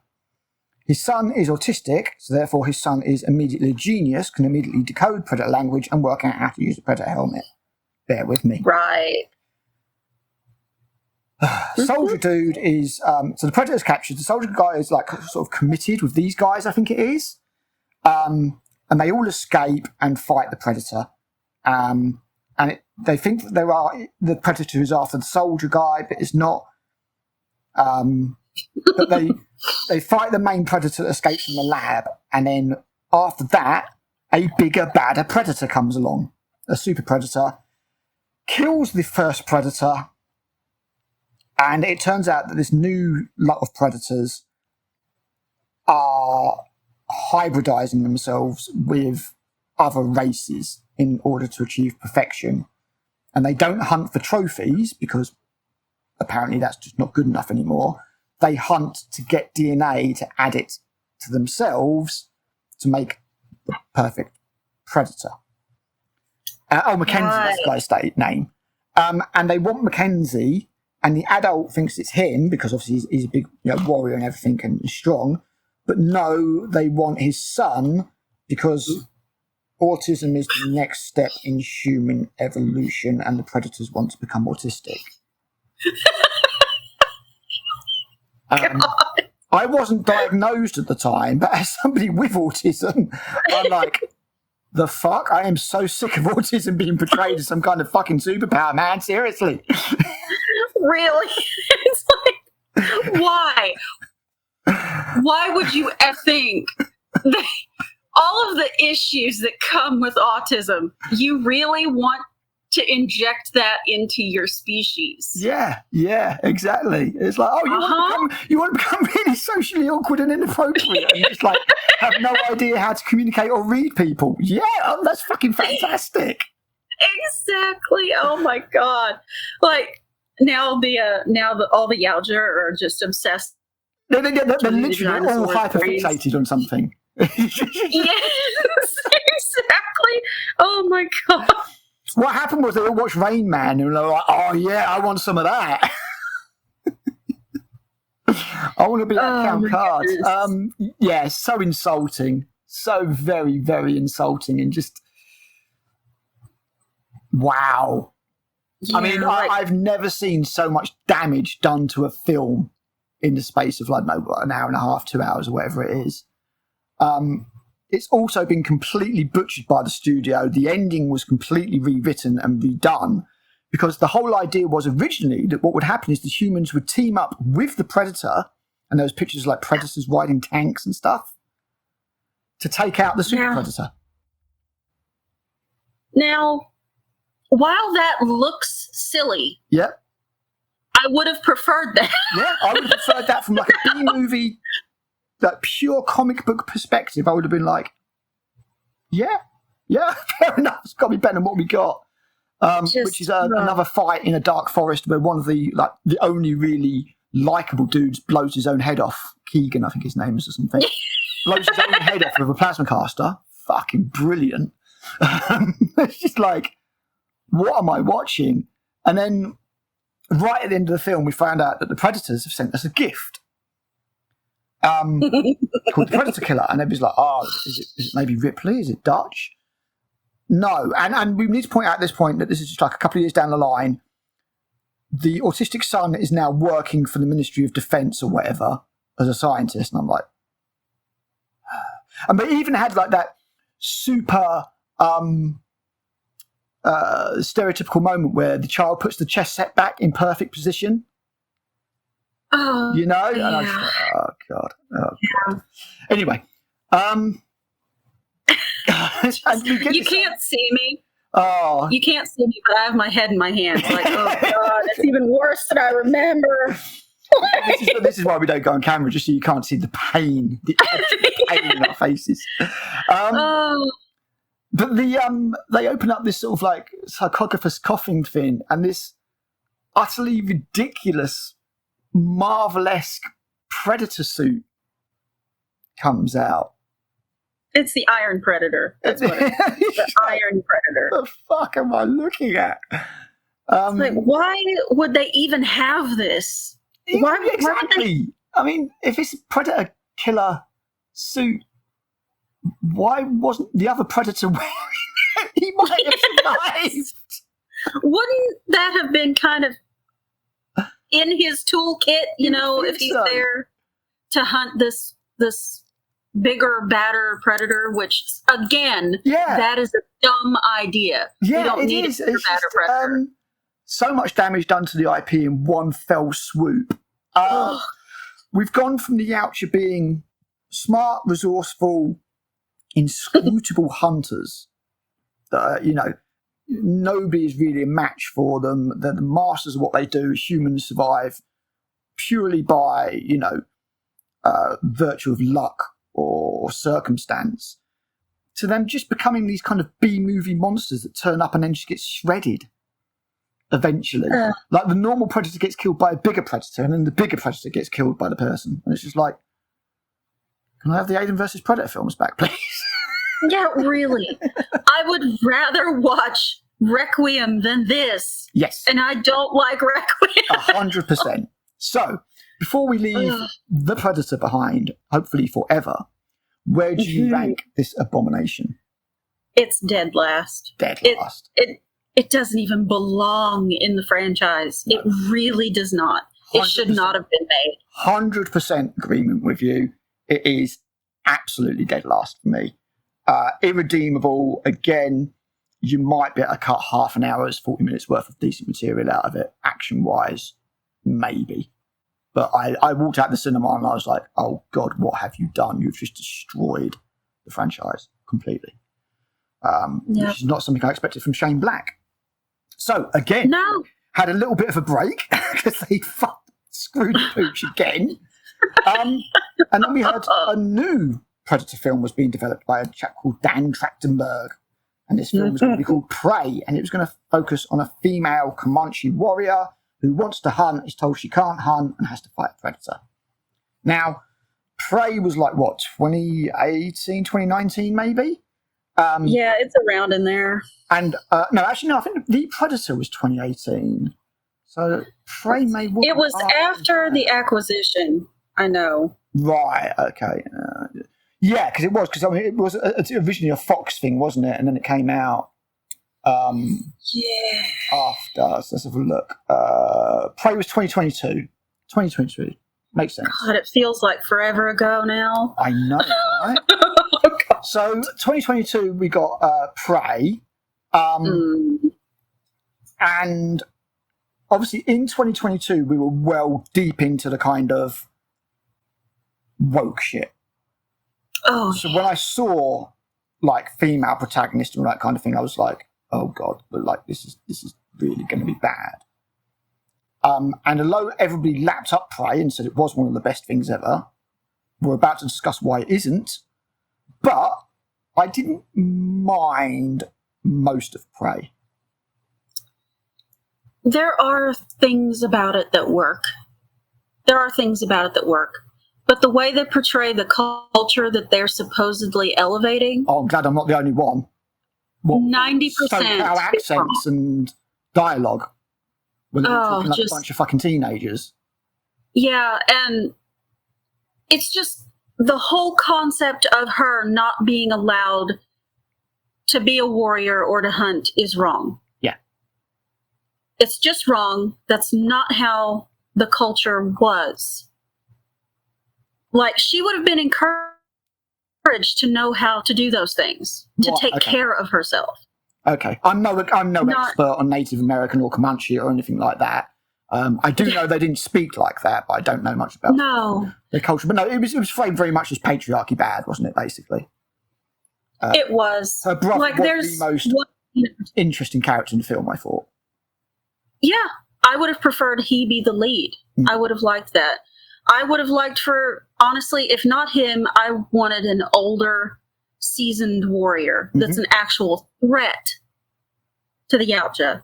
Yes. Or a group of 4. Give me a group of 4 seasoned warriors, a hunting party. 4 braves, that would have been quite cool. They go out and... Yeah. Because again, I've thought about this. You get the stretching of believability, and I will say that it wasn't as bad as I thought, and I don't know if it got recut because there's a lot of talk about it, but she's not as girl bossy as I expected her to be. We see her fail, we do see her learn. She does have insane levels of plot armor, mind you. Oh my God. She takes a full hit from a Yautja at one point, a feral Yautja, because, again, we need a different type of bloody predator. And it's still standing. That wouldn't happen. She's swinging around on its back and stabbing it and stuff. And I'm like, no, no, no. And in the end, she manages to outsmart the predator and kind of get it to kill itself with its own plasma caster. But you've got a load of bullshit in between. You've got the mystical flowers lower your body temperature.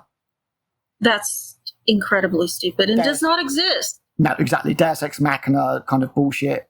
The predator is not particularly smart. I kind of get it's a feral predator, so maybe they're going for something different. But the portrayal of any dude apart from her brother is bad.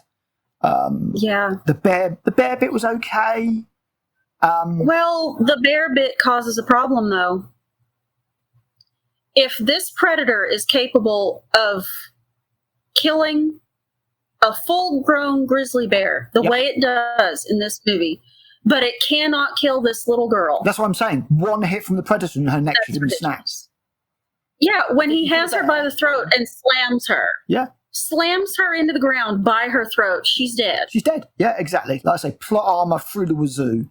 And that was one of the problems I had with the film, was that I felt that it did this thing. And as I say, she's not really a girl boss apart from one bit at the very end that very much offended me.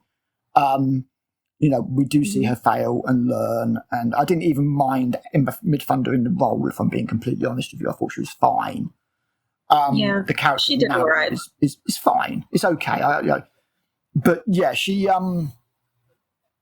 kind of wins too easily. She never really loses. Like even the I don't think they're conquistadors, but whatever the foreign French trappers, the French, all mean and horrible. Yeah. Even those she kind of like defeats with no problem and stuff like that. And I'm just kind of like, too much plot armor, too much unbelievability, and the way she kills the predator in the end is stupid.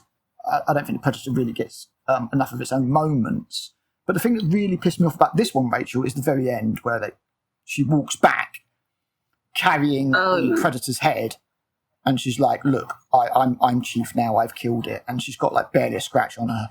She's not limping. She looks a bit knackered, but that's about it. She's got a cut or something on her face, like a couple of those.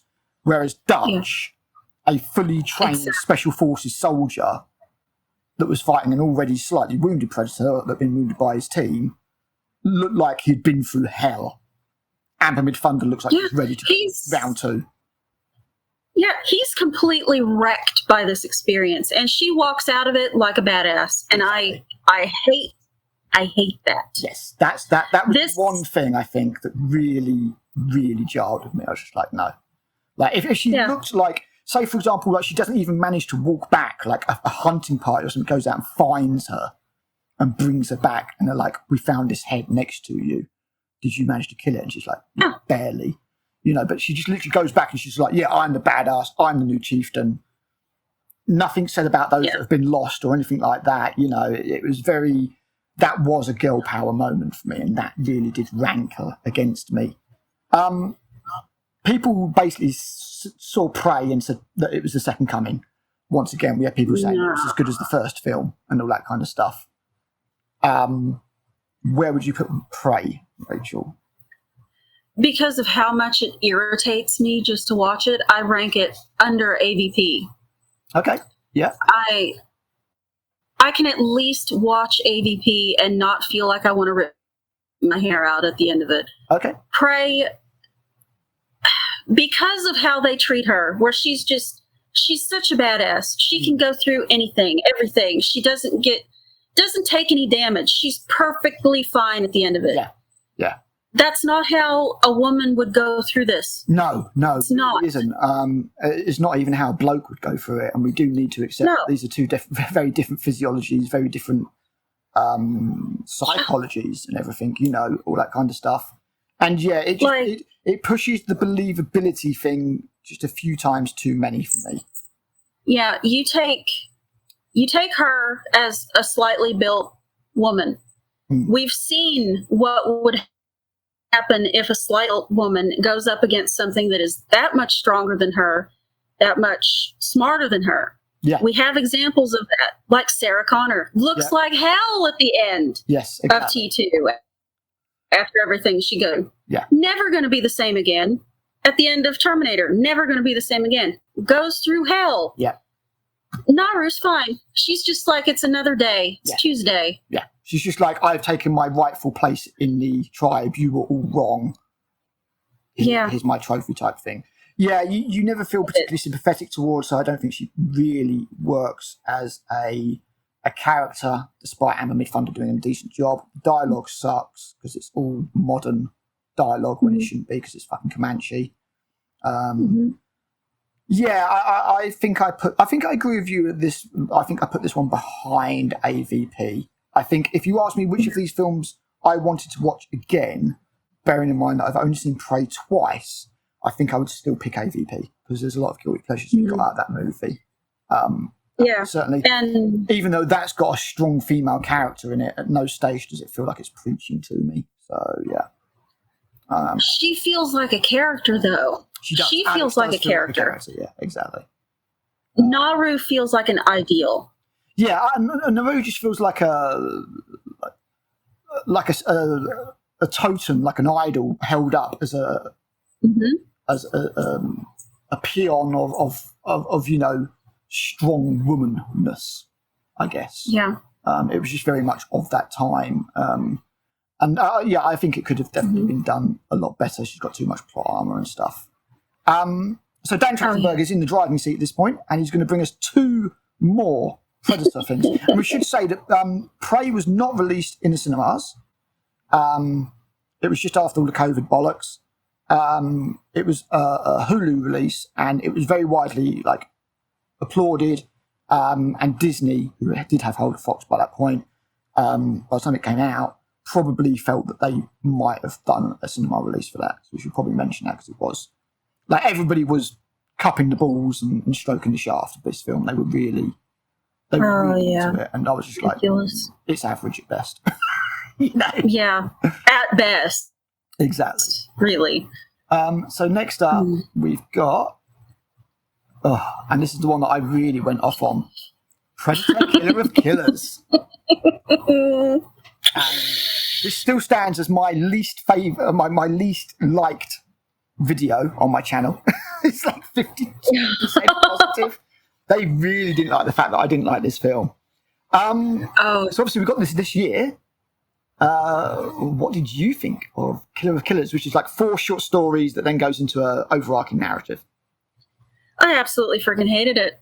I hated it. The only part of this that works is the story set in Japan. The other two main stories are complete garbage. It's just 2, isn't it? Yeah, it's just 2. It's 3. Yeah, right. But then you have the 4th bit, Yeah, I completely concur. I agree. I said so in my review. You have the Viking shield maiden bull crap that I loathe with every bit of my soul. Yeah, you know who that's. You know dang well who they were patterning that after. That's Lagertha. It is. Somebody watched Vikings and said, "What if she had to fight a Yautja?" Oh, right. Okay. Yeah, I get you. God, I hated that. It's it's almost on a personal level hates history. And that's the same thing with the third one. It's like they personally hate history. Yes, yeah, exactly. Yeah, I mean, you got the first one where obviously she's after vengeance after I think her husband's been killed or something. And her father. It was her father, right? And she goes to this Viking encampment and with her bunch of brave Viking men slaughters like nearly all of them with her shields and stuff like that, her sharp shields that she later grabs onto, no problem at all, while she's hanging from the cliff. And then this massive predator, which for some reason really quite likes the cold and is happy to stalk its prey for leagues and leagues and leagues of Arctic wilderness, turns up, turns all of the men to mincemeat, but cannot kill Granny. Nope, she's got the ultimate plot armor. She's got the ultimate plot armor. And she ends up killing the big bad predator underwater in what is the dumbest way. And every predator in this is killed by their own weapon. It's so fucking dumb. Because that's apparently all Dan Trachtenberg knows how to do, because that's exactly what happened in Prey. Mm-hmm. So we got that one. Then we got the samurai one, and I felt the samurai one was at least worthwhile. Yeah.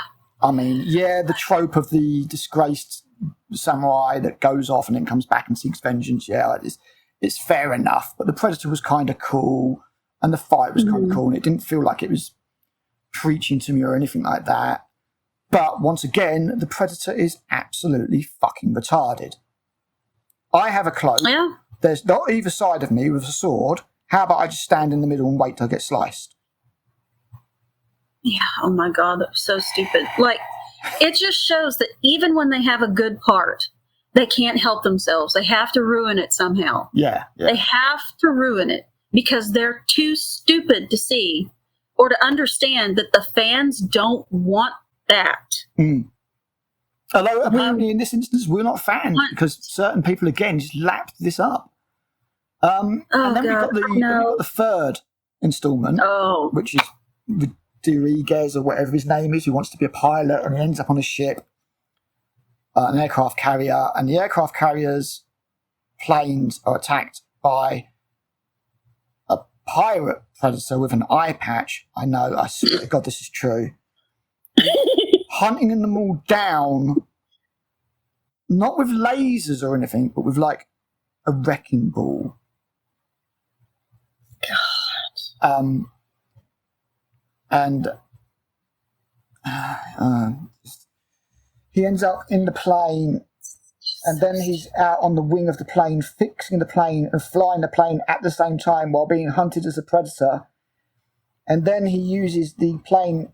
Then he's flying the plane. The human's flying the plane down a street on its side, like Dambuster style.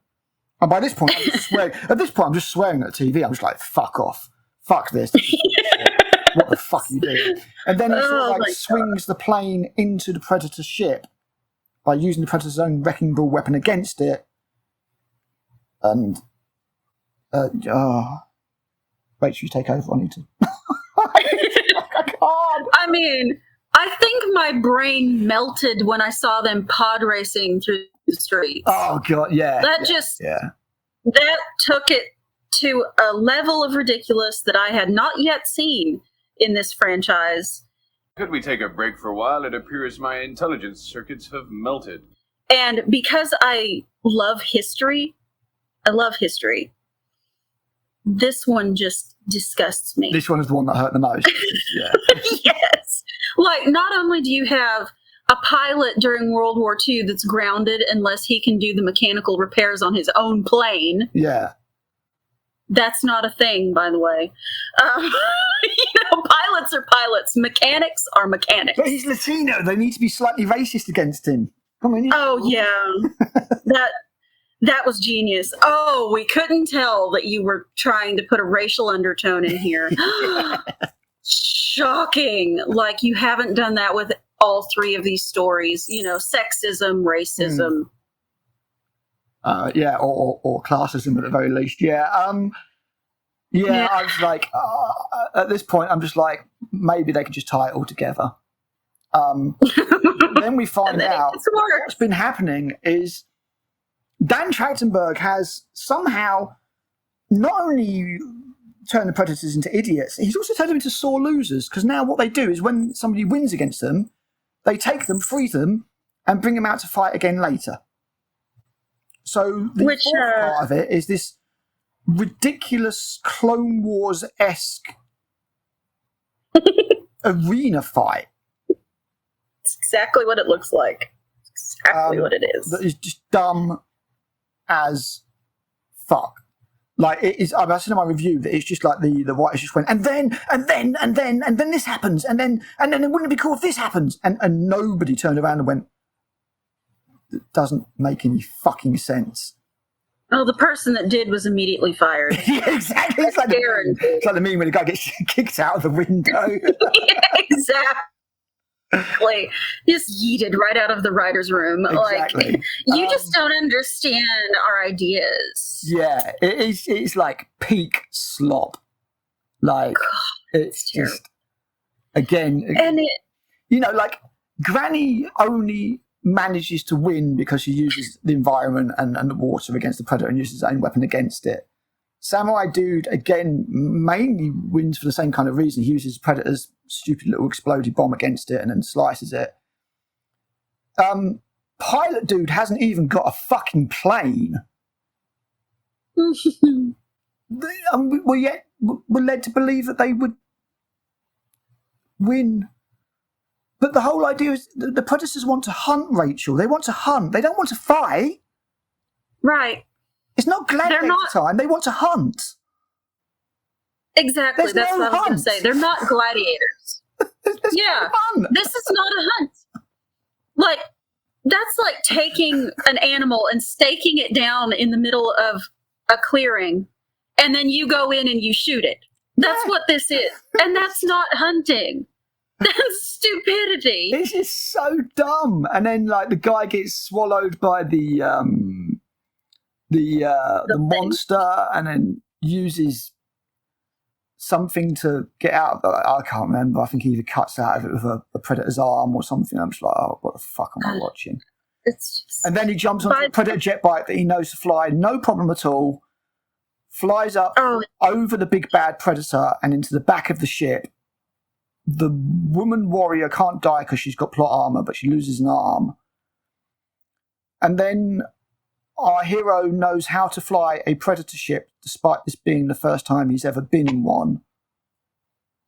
Woman warrior manages to beat bad predator dude. And then they all fly off in the ship. And then it ruins the ending of every Predator movie before it. Yeah, it does, because you tell him, Rachel, what happens after that? We get to see that every person that has defeated a predator before is being held on ice so they can use them in these gladiatorial matches. Because apparently, honor, they just don't have anymore. Nope. They completely destroy the Yautja culture in one fell swoop. If that's what they do, why did they just let Harrigan walk out of the ship in Predator 2? Give him a pistol, no less, which turns up again in this. I'm tired of seeing that flintlock at this point. I'm really tired of I'm also seeing sick of Dan Trachtenberg. So, yeah, they've got Naru on ice. So they go, she beat one of our predators. We're going to fight her. You put Naru and any predator in that arena, how long does she last without the environment and without her tricks? Less than a minute. Less than 30 seconds. Less than a minute. It's ridiculous. Even Dutch in an arena against a predator has no chance. Harrigan, no chance. Yep. It is one of the most retarded things I have ever seen. I couldn't believe it. And I couldn't believe people, again, were lapping it up. There was people saying, yes, it's as good as the first one. It expands the predator lore so much. I was like, you are a fucking retard. They've destroyed the Yautja. Destroyed them. There's a difference between expanding the lore, building on the lore, and just nuking the lore. Yeah. And that's what they did in this. They nuked it. Yeah, they absolutely nuked it. So now the predators are not noble, honourable hunters living for the sport who will only hunt worthy prey and allow the victors, to go on. There's nothing saying, like, if another predator had another crack at Harrigan and tried to hunt him, I'd be like, yeah, that's fine. But taking Harrigan like a bad loser and then putting him on ice just so you can fight him in an arena is fucking dumb. Yep, it is. So, it is. Killer of Killers. God. This is where it gets hard. Phrasing.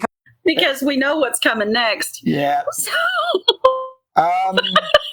So we've got 9 Predator films. Killer of Killers. I am going to put 7th because we do at least get the samurai thing, and I think although it's got a few problems, its writing is not as bad as what we're about to cover. Yeah, definitely. It's a 4th of a good movie at least. Yeah. There's something there. Yeah, which is kind of what we've said about the others. You could pull maybe 15, 20 minutes of some of these movies and it'd be decent. Yeah, exactly. You could say Alien Requiem and they're cool. So then, I agree. Very recently, in actual fact, literally like last month, we got Predator Badlands. How do you feel about Predator Badlands, Rachel? Oh my God. This has been a real problem this year with, if you watch a movie more than twice, you immediately understand why people didn't like it. Yes. You start to really see the big problems. If you watch it when once, you watched it the first time round, you didn't hate it. You didn't hate it. You enjoyed bits of it. Yeah, I enjoyed parts of it. Yeah. But now that I've watched a couple more times, I'm like, those parts do not make up for the complete lack of any sense whatsoever. Yes. Behind this story. Did you watch my videos on Predator Badlands?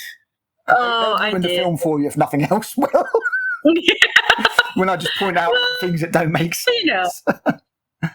God, just Badlands depressed if you me. just Badlands depressed. It's it really is a case of they could have done so much. Yes. And they didn't know what to do with it. We've been screaming out for ages, or at least I have, why can't the Predator win? Because we've seen it in comics and stuff like that. Why can't the Predator win? Rather than the Predator being killed off at the end, maybe the other guy, sort of like just gets killed at the end. Puts up a valiant fight, but the Predator wins. Why can't we have that? And Disney went, oh, right, yeah, that's great. Is that what the people want? Great, yeah, what we'll do is, so that people can identify with it, we'll humanise the Predator. No. Fuck off. No. I don't want you to humanise the Predator. I don't want to understand the Predator. I want the Predator to still be an alien, still be inscrutable, but I just want it to win, like a badass monster. Right. And they were like, no, how about we give it a completely different look so it looks slightly more human and puppy dog eyes? And they're like, could you not? And like, we're also going to give it a quirky sidekick. No, you're not hearing anything I'm saying, Disney. And we're also going to give it a cute alien as well, like Star Wars. Disney, stop. This is why nobody likes you. Exactly. Badlands is This is why we don't trust fucking them. awful. Yeah, it's just... There is, again, a few... When I first saw his design... Yeah, I think everybody had that. Yeah. I mean, and do you remember when they showed off Sonic and everybody went, this sucks? And they went, all right, we'll change it. Is this better? And everybody went, that is better. And then we got 3 fairly good Sonic films. And I do think the Sonic films are fairly good. I think they're the better video game adaptations out there, if I'm being completely honest with you. They're perfectly fun, family-friendly films to watch. I don't see a lot wrong with them. None of them are going to change the world, but it's nice to see Jim Carrey coming back and having fun, and I enjoyed all 3 Sonic films. Mm-hmm. Even though I agree. Tails. You don't like Tails. Always have. Come on. Tails. So annoying. In the games and then in the films, it's like, shut up. But yeah, then we've got this kind of Disneyfication of the Yautja, and that is what we've got effectively. To the point that this stealthy species is using laser-powered bows. that you can see, and laser tripwires, and swords that glow bright red. And that's just the first complaint. You know, it's like, the fuck have you done? Just why have you Marvelized the complete? It's what it is. They turned it into a Marvel movie. Yep. They're trying to turn everything into a Marvel movie. Yeah, like Marvel and Star Wars. I mean, like, you got the bit like, imagine like the Predator puts the cloak on and then draws their bow and arrow, and the guy's like, you know, I can see. Oh, there it is. I mean, yeah. What's that thing over there? And it's like, oh. Yeah, they can see me now. On top of that, they're like, right, okay, and what else we need to do is we need to give our Predator a tragic backstory, so we'll have his father kill his brother, because that makes sense. We'll give him daddy issues. And I'm like, what? No, again, the Yautja culture is somewhat unknown, but are they dicks like that? I mean, seriously, you've just... So, yes, male bad...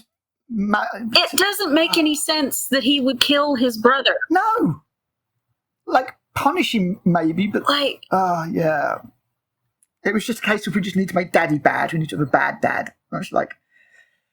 I mean, if you look at it in the story, he values the brother far more than Deck, that is a stupid-ass name. Yes, Deck is. I mean, yeah. And while we're there, just quickly, how do we feel about the Predator language? Because it just sounds like a mix of fucking Russian and Klingon to me, and it's bollocks. Yeah, I don't like it. I don't like what they did. Mandible clicks and stuff like that. It shouldn't be even remotely identifiable syntax-wise as human speech. Yeah, and it falls again into kind of the same issue that James Cameron had with his soundtrack for Avatar. Yes. He wanted it to not be alien. Yes. But they already had this beautiful score that was completely alien that nobody had ever heard before. Yeah. He nixed it because it was too alien. Yeah. And it's the same trap element to it, didn't it? Which was why we basically have bloody, the Swahili running around kind of thing. There's an African tribal kind of nature to it, which will just lead people to just scream cultural appropriation, even though they're fucking blue. But, there you go. Yeah. They're appropriating blue culture. Smurfs. And we also need to realise that Deck spends the entire film without a mask, which means that he can't see anything. Right. It's just a complete misunderstanding of what they are, of what the creature is, of how they function, of how their biology works. And we do know about the mask. Yeah. Their vision is screwed. It's shit. That's why they wear the mask in the first place. Exactly. That's why they have the mask. They don't be able to see shit. And then, you've got everybody's favourite quirky android, Thea. How did you feel about her? Oh, my God. I'm really starting to hate women in movies. It's such a shame. I don't want to see women anymore. I really like Elle Fanning as an actress. I do. I thought she was amazing in Super 8, mind-blowingly good as a child actor in Super 8. And you can see here that she can act, but this character she's got, the whole bit where the Predator is dragging her along and she's just asking all these inane questions. I was just like you. I pretty much had my head in my hands. I'm like, what is this Marvel-esque humour? What the fuck are you doing? Why are these words out of her mouth? It just... it throws her on top of a cliff and she's like, woohoo, I've never been thrown before. And I'm just like, shut up, shut up, shut up, shut up.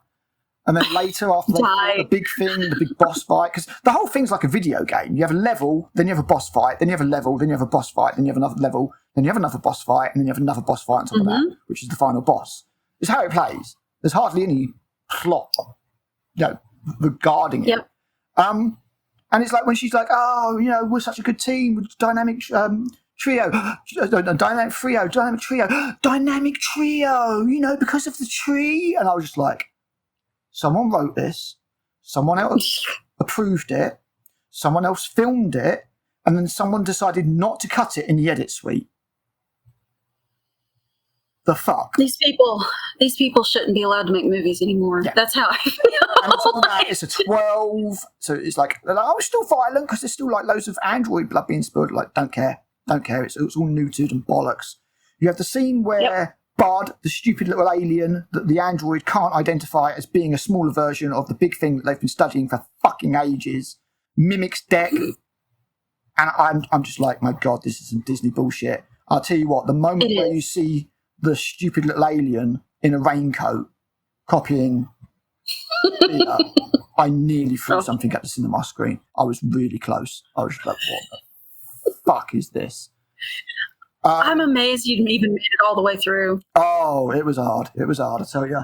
Phrasing. I love the bit where the Predator and the two halves of Thea are attacking all of these expert battle droids, synthetics. Yeah. And not one of them reports that they're under attack.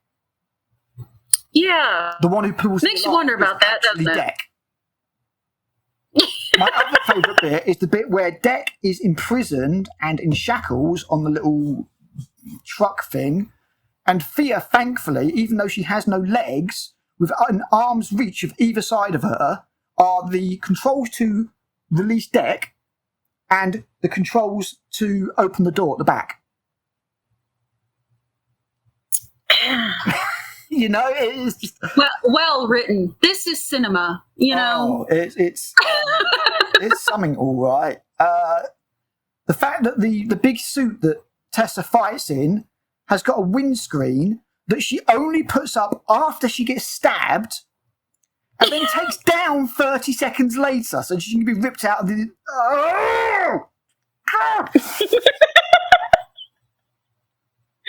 I know. To the Predator ship, and Tessa picks up an ice grenade, and to work out what she does, she presses the fucking thing. And it just That's the way to do it. freezes her hand. The fact that when they throw that grenade later, rather than lighting like a grenade does and exploding out in a radius, it goes in a line towards the Callisk and the Predator and freezes them both without killing them. The fact that later on, she kills the Callisk with a grenade from the inside that freezes it and destroys it without being frozen herself. I know. It's insane. No one. This is a good movie. People are telling me this is as good as or better than the first one. Go fuck yourselves.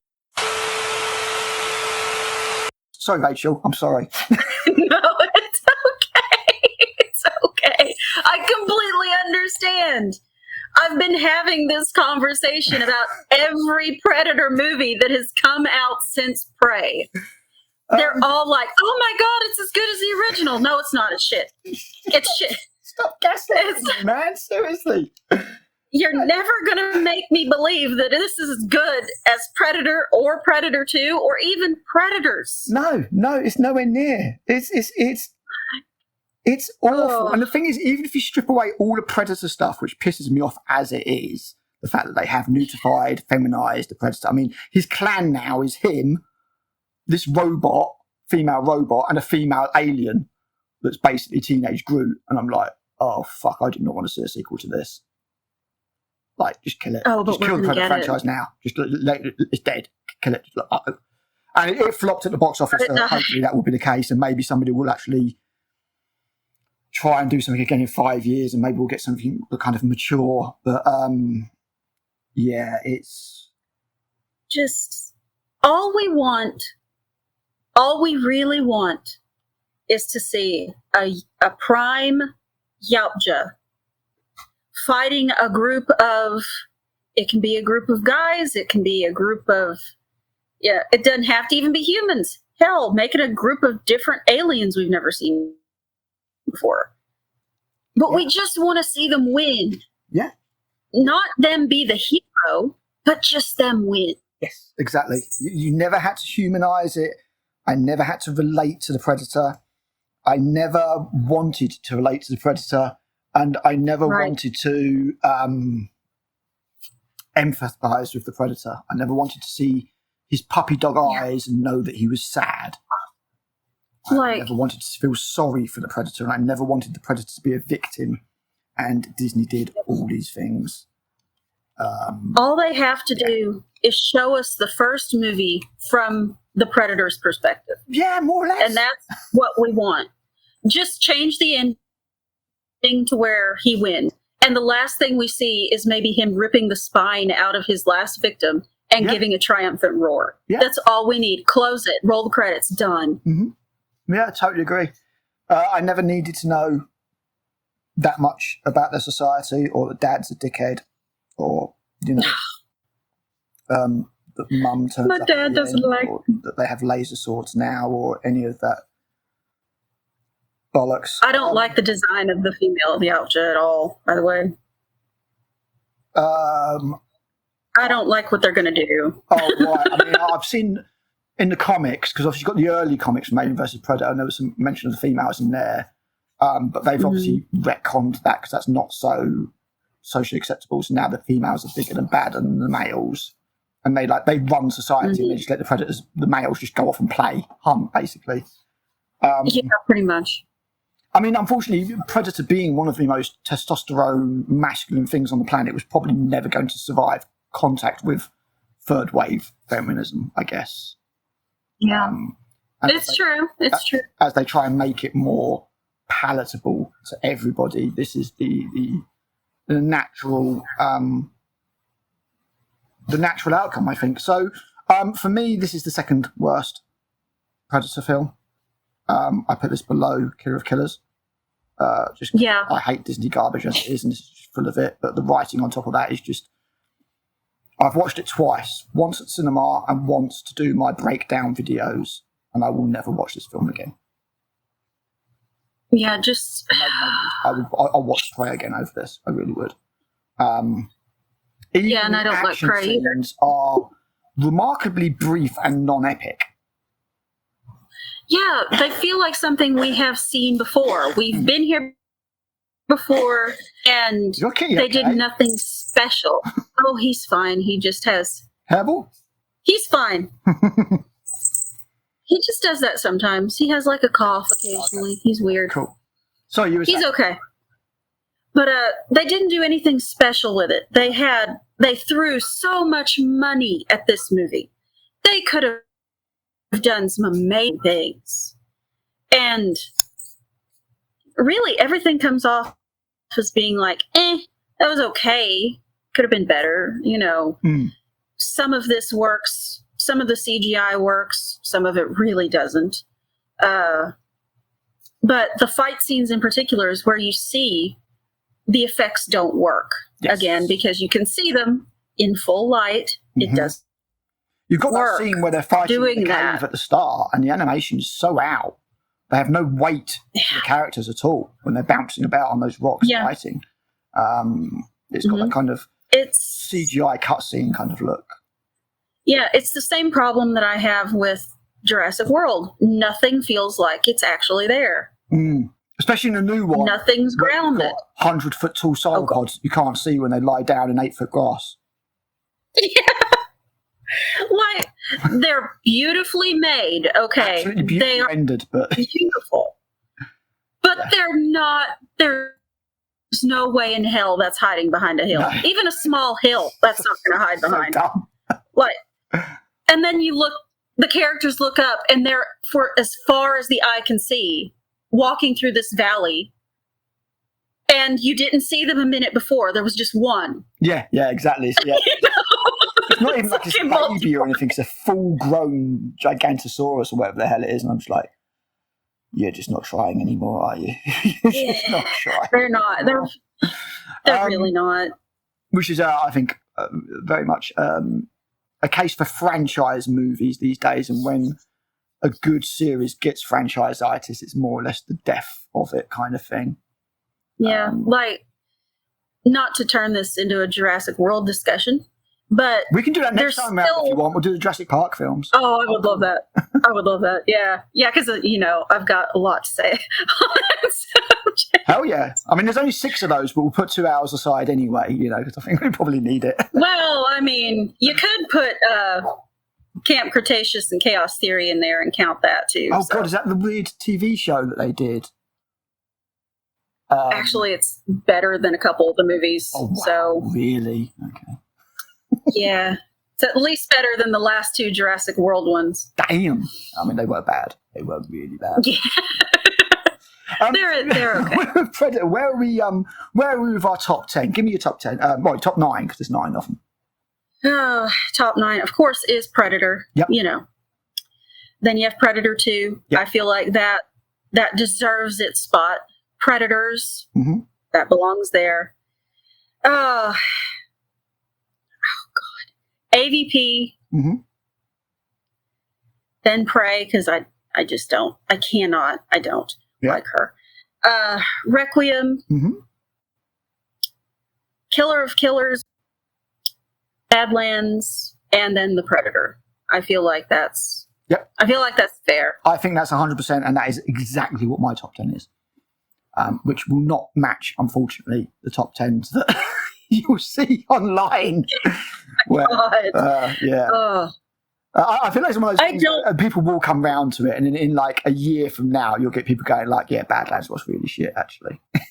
Yeah. It's like, just the newness is what it is. It's so new. It's new and it's shiny. Kind of stuff, yeah. And also you have that they know that if they say it's better than Predator, people are going to be mad. Yeah, you get that, get more engagement and stuff, you know. Yeah, exactly. Yeah. It's bait. I mean, yeah, you can't touch the first one. You really can't. No, my ranking is exactly the same as yours. There's certain of the films that I will always go back to and be happy to watch anytime, literally anytime. And I'll be like, yes, I will never not be up for watching those films. Then you've got the second tranche of films where I'm like, yeah, take it or leave it. There's good bits in it, you know. I'll endure it or something like that. You know, that if you want to put it that way. And then you've got the bottom bunch of films that I'm just like, no, I never want to see this again. It insults me. You know, literally insults me. Yeah, it really does. Awesome. Well, I mean, thanks so much for joining me, Rachel. It was a lot of fun. I've got to be honest. Very, very cathartic. Oh, yeah. We had to get it out. You know, you have to get it out. We'll have to do it again soon. As I say, I'm up for Jurassic Park films. I think we'll do that. That'd be a good one. Oh, I would love to do those. Cool. Well, I'm going to go and disappear before the Nielsen ratings tonight and grab some food. And I guess I'll see you in a couple of hours. See you in a little bit. Yeah, exactly. Awesome. Cheers for that, Rachel. I'll catch you soon. Yeah, see ya. Bye.